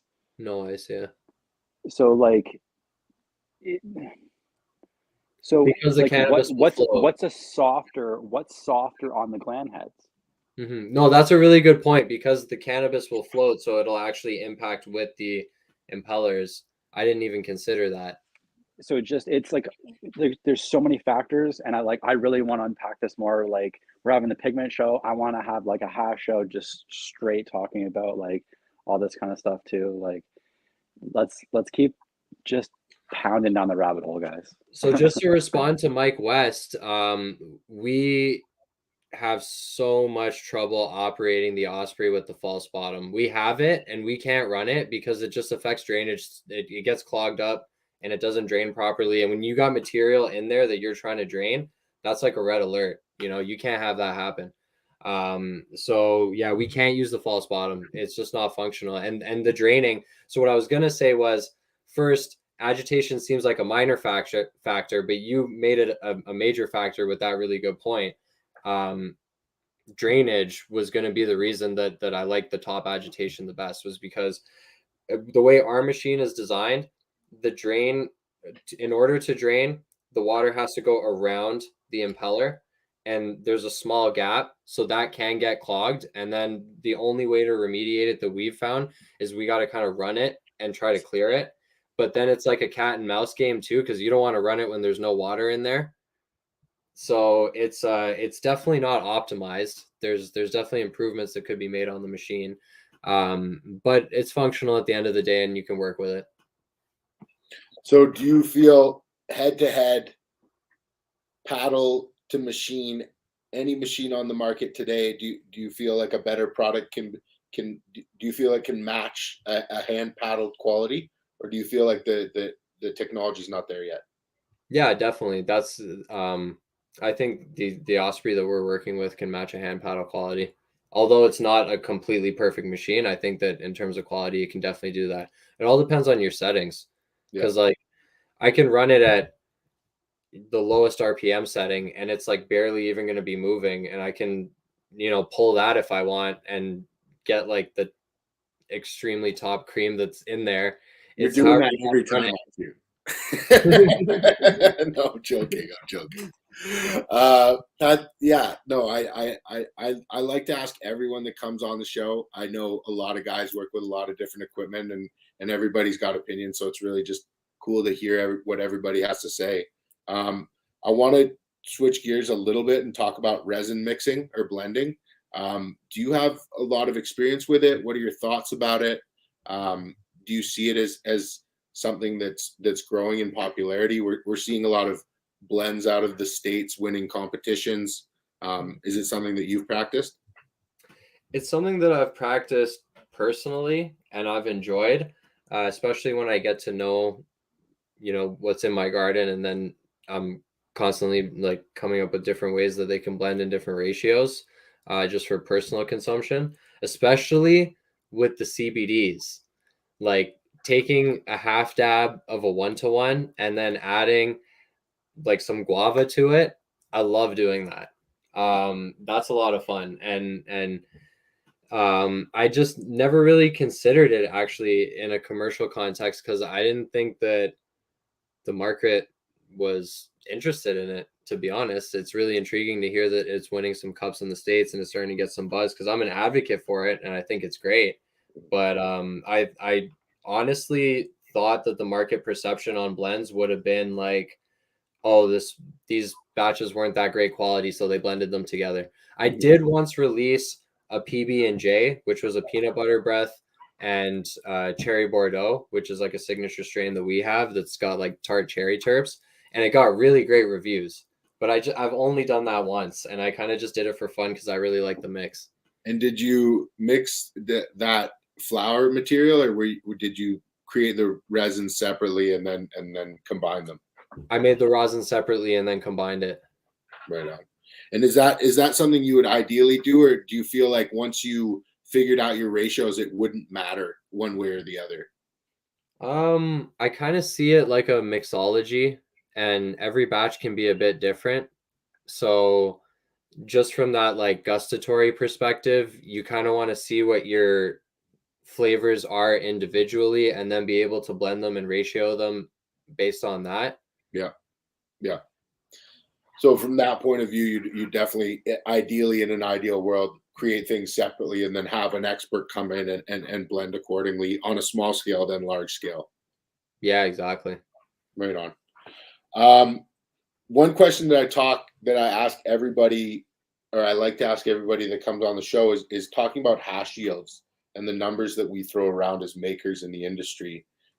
Are these numbers something that you put a lot of weight into, or do you believe that it's a bit of a flawed system where, dependent on how the plant was grown, when the plant was last watered, how the material was handled, creates a giant effect on what are these small yields that we're communicating to each other? Like, is that something that you consider, or is that something that's just not even on your radar? I usually give people the benefit of the doubt that if they're talking about, or I mean, I guess particularly complaining about the yield on washing a plant, that they did grow that plant, optimally from their perspective. Mm-hmm. So yeah, I'd usually give them the benefit of the doubt on that, and I would typically think it would be genetics. Yeah. Interesting. Yeah, I know. I feel as though there's a huge issue in our industry when we're not comparing apples to apples, where sometimes people are saying, oh yeah, she did 3% for me, and then that is the 70 to 120. And then some people say, yeah, she did 3%, and that's the 20 to 190, or some variation on that. And that Mm-hmm. and then even if you are comparing microns to microns, is it coming out of a wet Hugo bed that has a bunch of other plants in it that you would never in a million years want to dry out? Or is it coming out of a soilless mix that, there's no reason to keep watering the plant?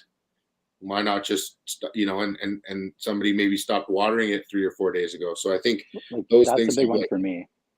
Pardon? Like, that's a big one for me. Like, how dry is the physical biomass?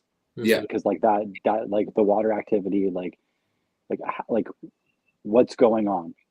Like, there needs to be like just more than an X, or like an X and a Y. Like, there's always like a W and a Z, or like all the other letters of the fucking alphabet. Like, you know what I mean? There's so many more variables and factors than are being fully offered. And like, I get it, but like, let's start speaking more clearly, right? 100%. I want to talk about some of the cultivars that you're more well known for, Adam. I had a chance to try your Tire Fire way back when you first put it out, and it was very unique, like very, very unique, like some of the sharpest gas. And I have a lot of experience with the Royal Kush, and it's not even the same. It's different. But yeah, I'd love to hear more about that. Yeah, that cut actually came from the same mentor that bred the Sunny D. It was part of a coordinated pheno hunt of the cultivar between several growers, and everyone compared their winners at the end, and it went through, several rounds of debate and judging and whatnot. And there was like 5 that ended up being, the winners that everybody kept and had around for a little while. And that was the Tire Fire #1. Actually, it was our favorite. We ran it for a few years, and yeah, it was it kind of was our first strain that really blew up and got a lot of like good reviews and everything, and had people start talking about us. So it was really cool. It's Is from that Emerald Mountain Archive. strain? Sorry? Archive? Yeah, it's from Archive. Breeder on that? Okay. high octane OG crossed with Dosido. Oh, badass. Okay, sweet. Yeah, super nice. And then I'd love to hear a little bit more about the cot cake that took second place at the Canada's Favorite Grower contest this year. Yeah, absolutely. So that's a garlic apricot crossed with wedding cake. It's bred by Stayfly Farms from the Dragonfly Collective. Super dank. Did amazing. Really, really beautiful plant. It was actually that was all grown from seed, so it was mixed phenos too. A lot of consistency though. Interesting. And what were the terps on it like? It had a fruity funk to it, but it was kind of like a short gas on the front end and then like mainly fruit and like fruit through the finish. And it was almost like a floral fruit at the very end that you're left with. It's like very smooth, but it packed a punch, but it was like super smooth and light. So you also work with a sour garlic cookies. Is that a Bloom sour garlic? Yeah, it's like sour garlic cookies BX. Yeah. Yeah, from Bloom. Yeah, it's really nice. To me, it's exactly a GMO in terms of flavor and effect. But it finishes like 3 or 4 weeks earlier than a GMO, so I love it. That's great. Yeah, it doesn't get 8%. I don't know, like I haven't really come close to that type of number before, but I'm gonna do it sun grown. It's actually something that I've been running inside and I'm gonna be taking outside, and I've never done it outside before, but I think it'll finish. So wish Have me you luck. worked a lot with Bloom?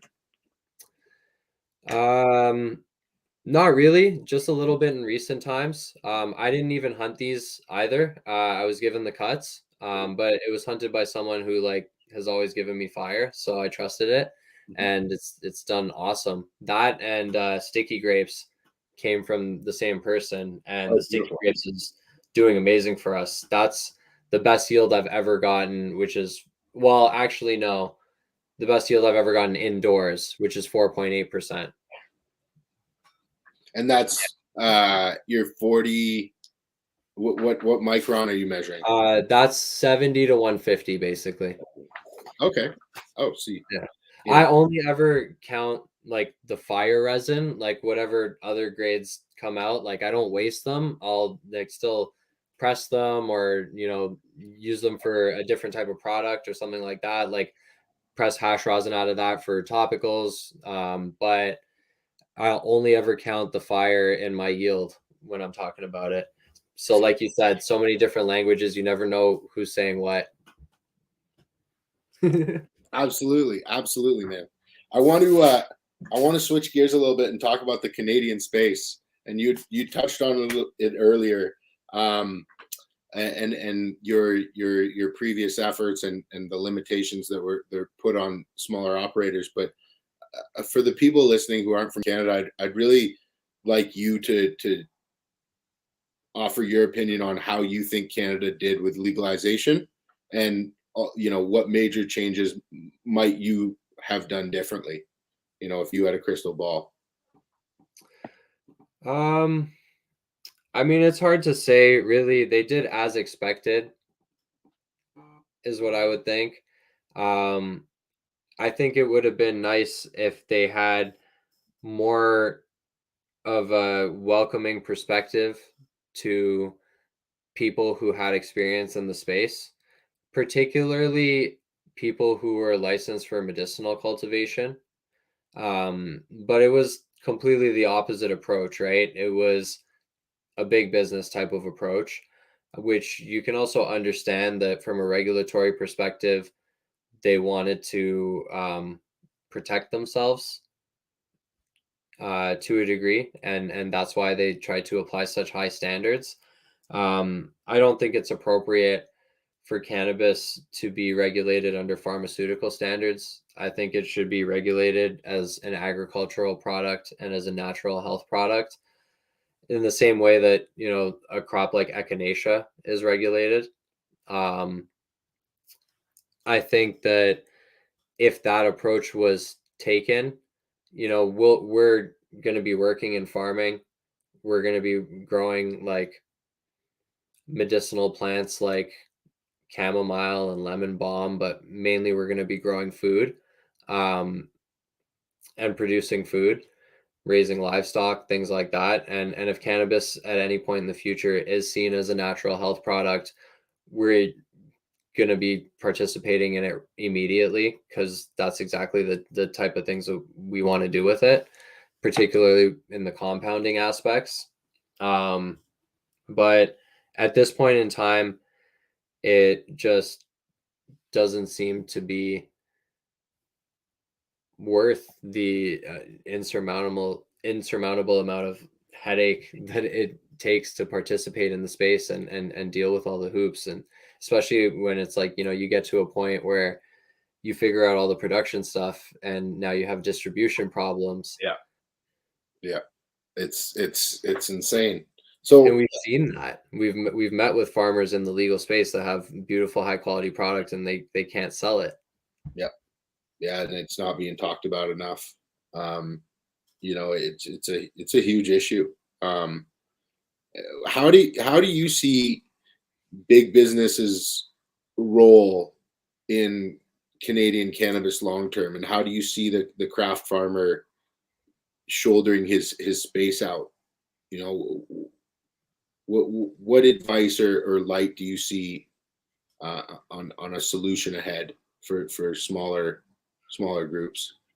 I very much see cannabis in a similar light to the coffee industry. It's very much market driven. I am I appreciate good coffee. I source my coffee carefully, and I know that there's a niche market for high quality coffee, as ethically produced coffee, whatever it is, and the bulk of the market is still whatever Tim Hortons, McCafe, stuff like that. Even like Starbucks on somewhat of a craft scale. I guess Starbucks is like the cookies of coffee, right? Something like that. Because yeah, they look nice and everything, but at the end of the day, it's not like I love that, actually. I fucking love that. I'm gonna take that. I'm gonna reuse that. We're gonna quote that and post that. That's good. Cool. But yeah, no, I think that comparison's really, it's not new, but I think it makes a lot of sense. And I think understanding who you're catering to is really the key to knowing who you are and who you're and just as much as who you are, who you're selling to is super key. And I think that kind of leads me into something I wanted to talk about. We actually just had Todd from Rosin Heads on the show, and I got a ton of respect for Todd. He's did Todd. something really really cool. He walked away from a very cushy corporate job, and he had the line of sight on I have a brand. It's not being it's servicing a market that's not being addressed, and in a very short amount of time I'm going to identify that market and then leverage that into an opportunity in the legal space, and he did it, and all the power to him. And I when we were learning more about what he had done, he mentioned that the collaboration was between him and yourself in very early days. I'd love to hear more about that. Yeah. Well, basically, I saw what he could do with chocolate, and I reached out to him and said, let's put rosin in it, because I'm looking for cool delivery methods for rosin, right? It's a high-end market, and so like if you're gonna have a rosin edible, it should be a high-end product in both regards. And he was on board with it, and we had kind of like a brainstorming chat sesh, and came up with the Rosin Heads idea, and it was off to the races. And I gotta hand it all to him, really, like in terms of the artistic elements, like all the making of the chocolate and the recipes and the molds and the presentation behind them. That's all him. Like I literally just make rosin and hand it off. it's the easy part for sure. That's awesome. Yeah, no, we were able to try some, and like the peanut butter. We got the peanut butter jelly pack, and That's my favorite one. That's so good. bro. The jelly was The raspberry, like freeze dried raspberries blended in with the chocolate. Lights out, just unreal. So good. Yeah. I think he'll be well into his legal job, but come this fall, I'm definitely gonna pick a bunch of raspberries that we grow, freeze dry them, and hassle him into making a batch of chocolate out of it. That's awesome, man. I love raspberries. That was honestly probably the best edible I've ever had. As far as just peanut butter and jelly, it was just amazing. I wanted to talk a little bit about your consulting business. You have some experience working, coming in and solving problems, and I'd love to hear what some examples of maybe some work you've done in the past. Yeah, for sure. Especially with cultivation, solved a lot of problems. A lot of pest management stuff for sure, particularly with more and more people wanting to get off of using pesticides. I've gotten a lot of people into good integrated pest management systems. Also taken people who were, producing really low quality medicine, and they wanted to produce much higher quality, and they wanted to figure out ways to convert their space into doing so. We've worked on projects like that where we help them with designing the space, how to equip it, an entire like cultivation guide essentially. Shout out, buddy. We've got them into living soil, given them a bunch of resources in terms of like pointing them into like the books and sending PDFs and stuff like that to like properly deepen their knowledge, train them on like the basic aspects of things, give them like kind of feeding and like schedule, like some not typically full formal SOPs as you would have in the legal context. Sometimes we have done stuff like that, more particularly when we help people figure out methods of extraction. For sure. Yeah, but and on the cultivation side, for helping patients set up, it's typically a little less formal, and it's easier for them to typically digest and manage information in that way. And then even with record keeping, like getting people set up with like data sheets and stuff so they know what information they should be collecting and whatnot, so they can like aggregate that later, especially in the beginning, or if you haven't been doing it. It's sometimes not so easy to like just know everything that you should be recording. Yeah, absolutely. And you not only do consult for Solventless, but you also do solvent-based extraction consults as well, correct? Yeah, haven't for a while, just because we've been focusing on Solventless for over a year now, almost exclusively. But yeah, I've worked with hydrocarbon systems, ethanol-based systems in the past, and made some really, really beautiful products out of that as well, for sure. There's definitely always a place for that in the market too. You talk about affordable medicine and yields, you need solvents. Absolutely, man. They're there for a reason. I wanted to ask you about in your interview with the Autoflower Show. You mentioned something that resonated with me, which was be careful of people who define their measure of success by monetarily.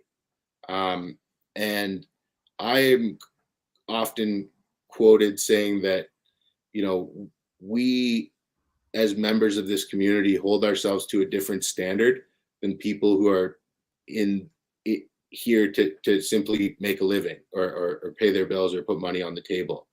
And I think that comment kind of is a cool way for me to look at that statement in a different angle where, okay, well, what are they valuing? Well, realistically, it's the value proposition of the person that is different. And it's not, it's nothing more than that. And sometimes guys like me take it way more personally, and still have a hard time with it. But I wanted to ask your opinion on advice for individuals like yourself who are starting from more of a craft standpoint on how to approach these larger individuals, and how to properly protect themselves and work with these larger individuals. I would say, first of all, like, don't trust people. Especially, if you're coming in as a genuine, kind-hearted person, you can have a tendency to divulge information before the time is right. A lot of people are just fishing, and they don't even want to pay for your knowledge. Particularly, I'm talking like the corporate suit types, and that doesn't mean that they're wearing a suit either. They could have dreadlocks and, like, Absolutely. you know what I mean? Absolutely. But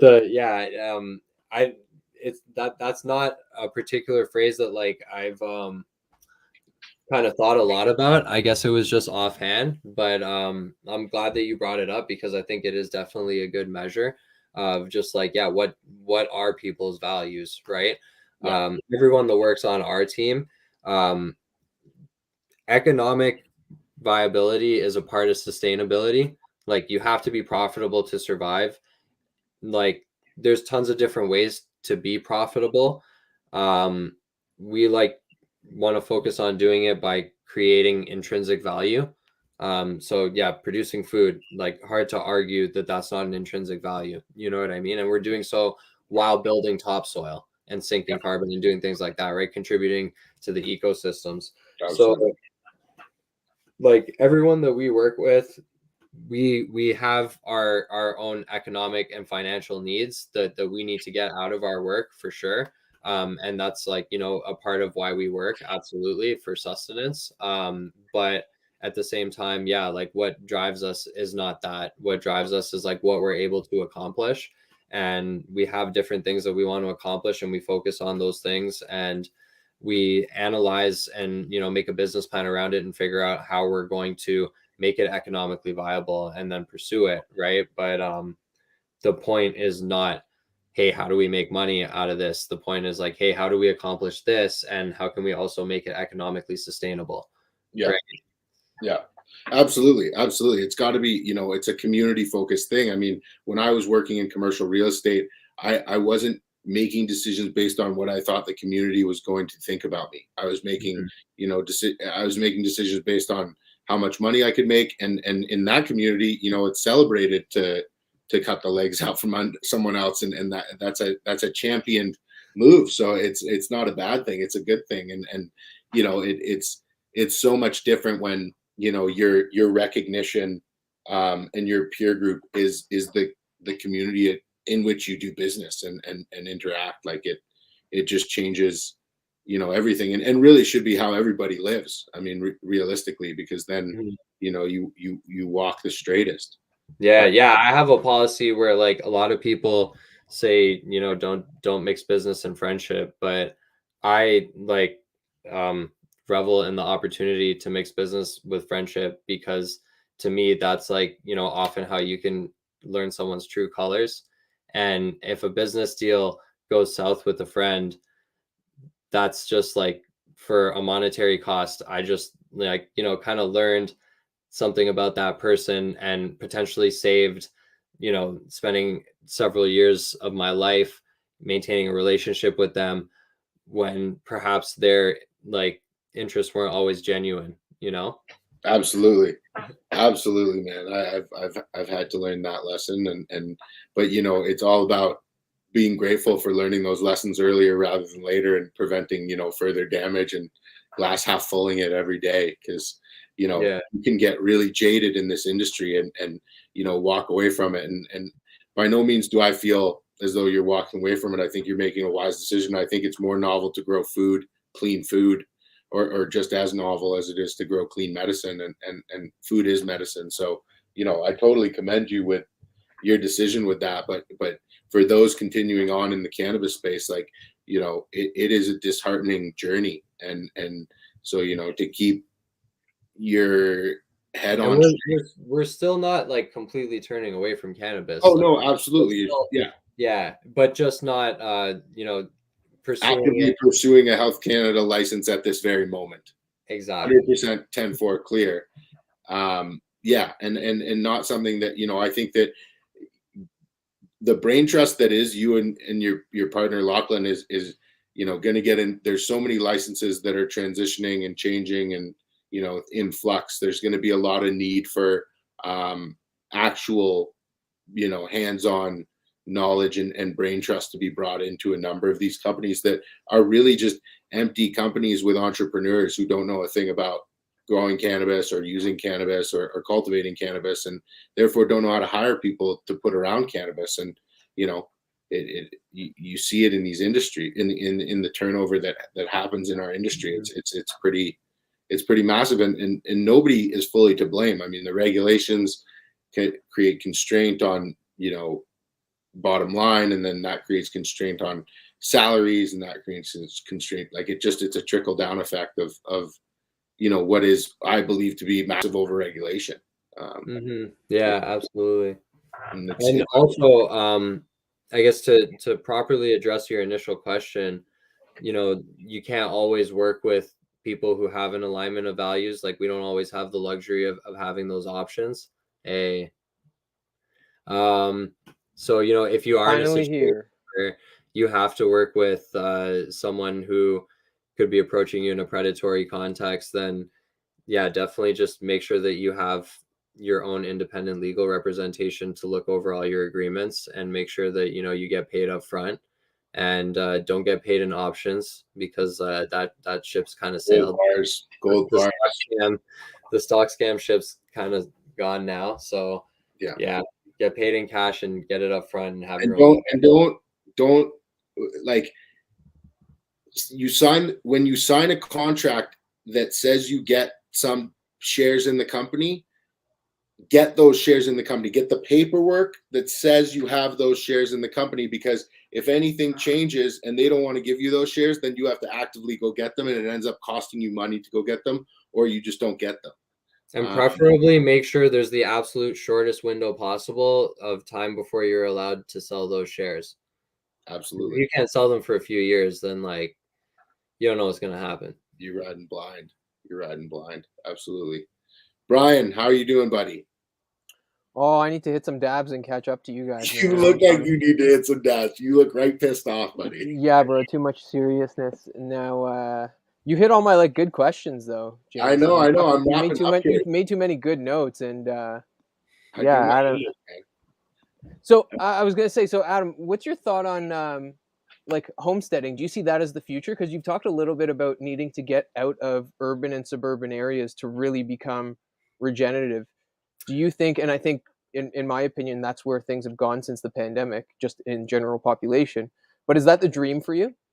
For me, I would say you could say maybe yes. But like in tandem with productive farming. So I think that right now there's a very romanticized view of homesteading. It is a lot of work. It is not functional, in my opinion. It doesn't make any sense. To me, homesteading is a thing of privilege. It's not really an adequate way to like see society unfolding. You know what I mean? We need to bridge. Can you expand the privilege side of it? Because I think I understand where you're going with it. Yeah, well, I mean, okay, let's say you want to homestead in somewhat rural Ontario. Just for your land, including infrastructure, you probably need like around $1 million. Like maybe $500,000 if you go out far, but then like infrastructure costs end up, typically being higher. And if you've got to build something in terms of a structure, there's a lot involved with it, and then if you need livestock and you got to build a barn and other things. So yeah, let's say you need $1 million of capital. That right there, like, kind of says a lot, right? And then there's like a lot of work involved, and there's typically like huge reliance on fossil fuels from people who are homesteading. They're like driving long distances or like They need like plows and tractors for like very little actual productive farm that's not contributing very much to their community. They're running like propane heat, stuff like that, or like burning wood, which is like, you know, dumping particulate matter into the air. Yeah, I recently read an article from the BBC that was saying that like in Britain, wood stoves actually cause worse air pollution than all of the automobiles. And like, yeah, and part of that too has to do with like user air, because people are so friggin' stupid they don't know how to properly vent it out or clean their chimneys, and then they end up killing themselves with carbon monoxide. Plus, yeah, you're spitting it out. I mean, not using proper fuel or whatever. No, I like where you're going with that, because I think it is such a romanticized lifestyle right now. Get dirty, you know, make your own food, and you know, it's going to be your future. You could be self-sustaining, but you know, you've really highlighted, and you've done that quite a bit. We talked in the past about the political side of things. You've kind of highlighted that like you're not really independent unless you're like, I was watching this show about these people in like Alaska, and it's like, I mean, they still rely on gas and stuff, but like they're talking about like, okay, we need to like incinerate our garbage because like we save everything that can be reused, but the actual garbage, what do you do with that? And like they still are disconnected from everybody, but they still rely on some of these plastics, some of these fossil fuel products. Like they're eating from the sea and stuff, right? And but it's interesting because the way that you put it, it's like they're still not really saving the world. And then now I think of like the bigger picture. Would it be more of saving the world if you could have an activism role and be more then integrated in society to save that area that you're now occupying? And then having that grown as properly. Yeah, I mean, really, the way I see it is like if you think that you can separate yourself from society and say, I'm gonna like live the good life in terms of like, I guess, a moral context, or like in terms of like being aligned with nature, like at the end of the day, we're at a point now where you can do that for a certain amount of time, but you're eventually going to be engulfed by the flames, right? So we now need to be more productive, and we need to be making positive change, like exactly what you're saying. And I think bridging the urban and rural divide is extremely important. Making farming more functional is extremely important. Bringing back like more localized economies is important. And, you know, homesteading is cool because it's also kind of introducing people to a lot of these principles, like soil health, like local food, you know, like health starts with food, and getting them to start thinking that way. And hey, if that's the way to like also, you know, get more privileged people to start thinking that way, that's great, because those people typically have more influence in our society as well.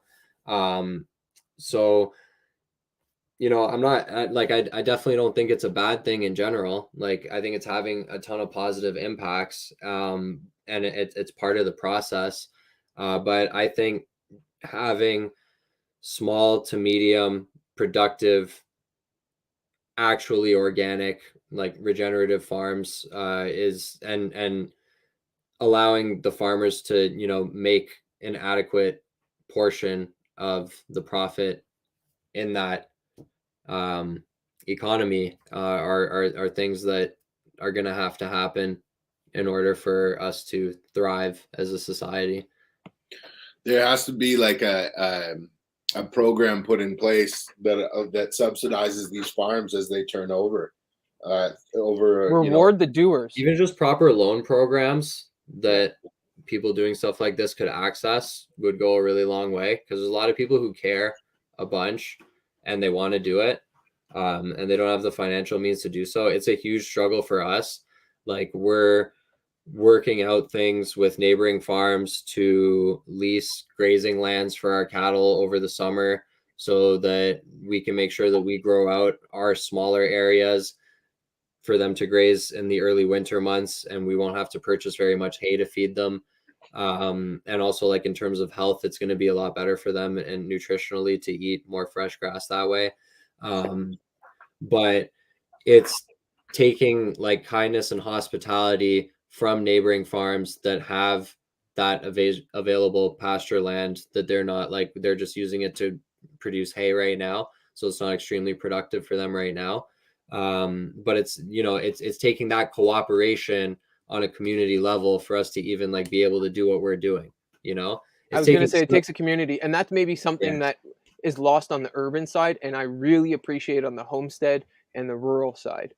The community, you may not see your neighbor more than 3 times a year, but in that kind of community, homesteading a rural community, you could go there and ask him to borrow his car and sleep in his house, and that's just the way it goes. And like, we need to be more like that. Yeah, community is important. In the city, it can be tough to be that friendly with your neighbor, but you could also have a community of like, you know, even a few hundred people that live within a few miles of you that you're friends with and you're close with. So it operates differently, but it's still great. You know what I mean? And I think cities are super important. Like, we need to be able to house large amounts of people. It's very efficient to do it in a city. Like, it's just a way that like humans have evolved for a reason. So like, I think that on the one side, you know, there's a lot we could do to green cities, like gray water for one thing. Maybe like people painting their roof white instead of black roofs. Yo, I read an article about that. You can reduce like the amount of heat that's given to, like, if just Canada and the US, I think it was just North America, you could significantly reduce the amount of reflected heat. It was like 20% or something. Oh, and the roads too. That was the other one, the roads too. Yeah, if you did concrete instead of petroleum based. Yeah. There's a lot you can do, right? I mean, obviously, electric cars are going to be. Yeah. What up? I drive an electric. And you know, for all the criticisms that people could bring up about electric cars, sure, they're maybe not like a long-term forever thing, but they're a hell of a band-aid solution over fossil fuels right now. Like, and you look at like air quality ratings in cities, and anybody living in a city should be wearing a PM 2.5 mask when they're outside, just because of the pollutants in the air that they're breathing. It's like worse than smoking a pack of cigarettes a day, living in a major urban environment. Fuck COVID. We got the pollutants that are giving you cancer fucking way before COVID's going to get you. Yeah, so electric cars will do a lot for just the air quality in cities. But even things like natural gas furnaces, like they call it clean burning, but like air quality indoors burning natural gas is actually horrible. One of the other things I learned too, buying a barbecue, because you know I got to nerd out on it. So I got a barbecue and I was like, okay, I can hook up natural gas because there's already a line here. Or should I get propane? And I had no idea what the difference is. And RJ, maybe you know the difference because you deal with this kind of shit. But okay, so it's a mono gas, propane, right? So like it burns very clean. It burns hot, and it's actually not from a fossil fuel source, right? It's like anyways, so it burns hotter, but it burns 2/3 hotter than natural gas, but it costs 1/3 more. So when you look at for a barbecue, the number of BTUs that you get for cost, it's actually cheaper and more efficient to go with propane because it burns cleaner, it's from a better source, burns hotter, even though it's 1/3 more expensive, you'll use 1/3 less than what it is comparatively. Right. But in terms of convenience. Yeah, whatever. So I buy an extra tank and I've got an extra fucking tank. But yeah, no, you're exactly right. And so that's where it comes in. And I think one of the things that we've been lied to about, and I know you've talked about this on the other podcast, is like the fossil fuel industry really runs all of this. It's all about consumption and protection, and when the idea of having renewable energy and solar or wind power is like not the answer, it's like, I don't know, it's suspicious, right? Like, yeah. Oh yeah, we're seeing it all come together now, right? But with food inflation and gas inflation and everything's going on in Eastern Europe, and it's, for us, it's the writing's been on the wall for a while. We're like, hey, this whole system of like shipping things from really far because you can produce them with slaves and no environmental standards doesn't make sense and can't last long. So let's make food locally and properly. You know what I mean? Do you think the regenerative movement aligns with the socio-political change that we're seeing as well for organic, and that exact same thing, control of local. Mm-hmm. Yeah, exactly. And now at the same time as we're starting to get into this and starting to produce food inflation is hitting hard, and it's, I mean, all the market factors are looking like it's going to keep doing so for at least a year, maybe two, maybe more, who knows. For sure. Adam, what are you excited for next season? Like, are there any specific projects that you're really excited for as far as breeding? I know you're talking a little bit about that one breeding project. I mean, lots of fun cannabis stuff. I'm excited to pop a bunch of different seeds and run some new lines. I'm excited to take some stuff from inside out, and going to be a lot of really cool hash and rosin in the fall. And I'm going to have a really great abundance this fall too. So I'm really excited to store a bunch of temple balls for long-term aging. That's going to be awesome. Definitely going to be pressing and storing a ton of resin. One really fun thing that we just did this weekend actually was we tapped a bunch of maple trees and set up sap collection, and we're collecting a few drums of sap. Cool. We got the evaporator set up and everything. RJ drinks that shit. Yeah, drinking the sap is supposed to be phenomenal. No, RJ drinks the refined sugar syrup. I'm trying to lay off it. I'm trying to be better. It's fucking I'll have tough. to send you a Yeah, bottle fuck when we get it booze all and done. cocaine. He's addicted Yo, to the sugar, please. the natural Please sugar and do, fucking Adam. maple syrup. That's too funny. That's very cool, man. So are you set up with a farm to start cultivating food this year? Yeah, in a small context, yeah, our main focus is the cattle, and we'll probably somewhat expand the poultry a little bit over the summertime as well. So that's definitely our focus. There's the farm that I mentioned that we're hopefully going to be grazing on and for the bulk of the summer, or at least the most of our herd will be. They do a ton of vegetables, and they've been doing vegetables for a few years. So I have aspirations to eliminate a lot of the brokers in the system. I used to work managing a restaurant, and I know a lot of people that work in the restaurant industry. So, and I mean, chefs obviously really want fresh local food, right? Absolutely. Especially if it was grown organic, it's high quality, it's very flavorful, it's nutrient dense. So I'd like to connect a lot of existing producers directly to market, and with chefs and restaurants that can appreciate the quality that they produce. So yeah, that's going to be a big focus, and particularly. Are you taking any cattle to butcher this year? Are there any We'll have opportunities? Yeah, we'll have 3 at the end of April. But to be honest, I don't think that there will Pro be tip.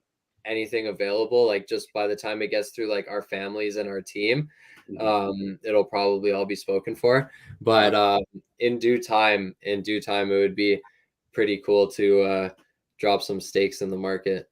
Absolutely, man. My buddy started a butcher shop, and it's taken off. It's been really cool to see him do his thing. Everyone, like, as we wrap up, we always like to ask, like, what are the 3 most impressive cultivars in flower or extract that you've seen not made by your hands in the last 12 months? Time for some shout outs. Last 12 months. Definitely Pineapple Reserve. My favorite from him actually wasn't the papaya. Don't get me wrong, I love it, but the Kimberly I love. So nice. Interesting. Let's try that. That's very cool. That one's fantastic. Van Egyptian sent me some of that caviar. I think it was a Bubba Rockstar cross. Yeah. That was really good. And Heavenly Days, Seedsman Haze. Yeah, that was within 12 months. It was like April or March last year. Yeah. that's like the goat right there. Yeah. Seedsman and Congo. Seedsman and Congo are just the two like. We used to get Congo Red as like live resin and like sauce, terpene. Dude, I was talking about it. Yeah. Is that no? This is Shout Congo out. Haze. Congo Haze. But I mean, well, Congolese haze, like it's, we used to get that red Congo from the plugs, from the boys, for a long time. I think starting like 2009, 2010, and then it really dropped into the market a couple years later. But it's just, I don't know. We've been blessed to get that, and it's. I wish it was more available still. So I had some Roberts Creek Congo live rosin also when I was on Van Island last spring, in Roberts Creek. Super dope, really incredible experience being out there too. Really amazing people. We have a bunch of Amnesia haze that's been curing for over a year, the flower. Wow. It's going to be 18 months soon, and then we're going to wash it. Frenchie had a hard policy that I think it was 12 months, but maybe it was 6, but he wouldn't even wash flour that was dry unless it cured for, at least I think 12 months. So that was part of the inspiration definitely behind this Amnesia Haze project. But we're going to be washing that in like a month or so, and we've got a good amount of it. So we're going to be doing some super cool Amnesia Haze stuff, some rosin, some Temple Ball for sure. And I did a test wash of some of it like about a month ago. 100% has those like kind of fruity berryish haze terps that the seedsman has. That's amazing. That's amazing. That's so Adam, killer. what advice would you have for somebody looking to get into the regenerative farming movement? Like I know you've dropped a lot of gems, but just somebody starting out, what direction would you point them in? The Poor Proles Almanac is a really good podcast on regenerative agriculture. Definitely follow Dragonfly. If you're looking at farming food in general, follow some local farms too. Sundance Harvest, regenerative cannabis. Okay. Sundance Harvest is a local urban regenerative organic farm in the Toronto area. They operate out of Downsview Park. They got a really cool story. They put out tons of great information. They're super dope, and yeah, you could buy vegetables and whatnot from them as well. Sylvanaqua Farms. That's SYLVANAQUA. It's run by Chris Newman, and it's in Virginia. Also a really, really good page to follow with a lot of good information. Used to have a lot more information. It's more just kind of customer facing for a lot of their farm-based customers. They do a lot of direct to consumer sales and stuff now. And he has a page on Patreon. I follow him there, and I get a bunch of information through that page. So it's a really good place to go to. If you don't mind spending a few bucks a month and you're serious about it, it's very, very much worth it, and you'll learn a lot, not just about the actual process and production, but about like the culture as well. That's awesome, man. That's awesome. Where can people find you, Adam? Where, if they want to get in touch with you for consulting or anything? Solventless on Instagram is our handle, so you can follow us over there. Anybody want to connect with us in a social context. Also, we'll have an email address in the bio there. So if anybody wants to hit us up on something more formal, like a consulting inquiry, you can always hit us up on the email there. Beautiful, man. Well, man, it was an absolute pleasure talking to you, man. And I really appreciate you taking the time tonight. It was a pleasure. Thanks for having me. Good talking to you guys. Glad I got to join, even if it was just for a few man. minutes. Yeah, you added value, bro. I appreciate you. Thank you. Thanks again, Adam. We appreciate you. Yeah, G. Thanks, everyone. Thanks.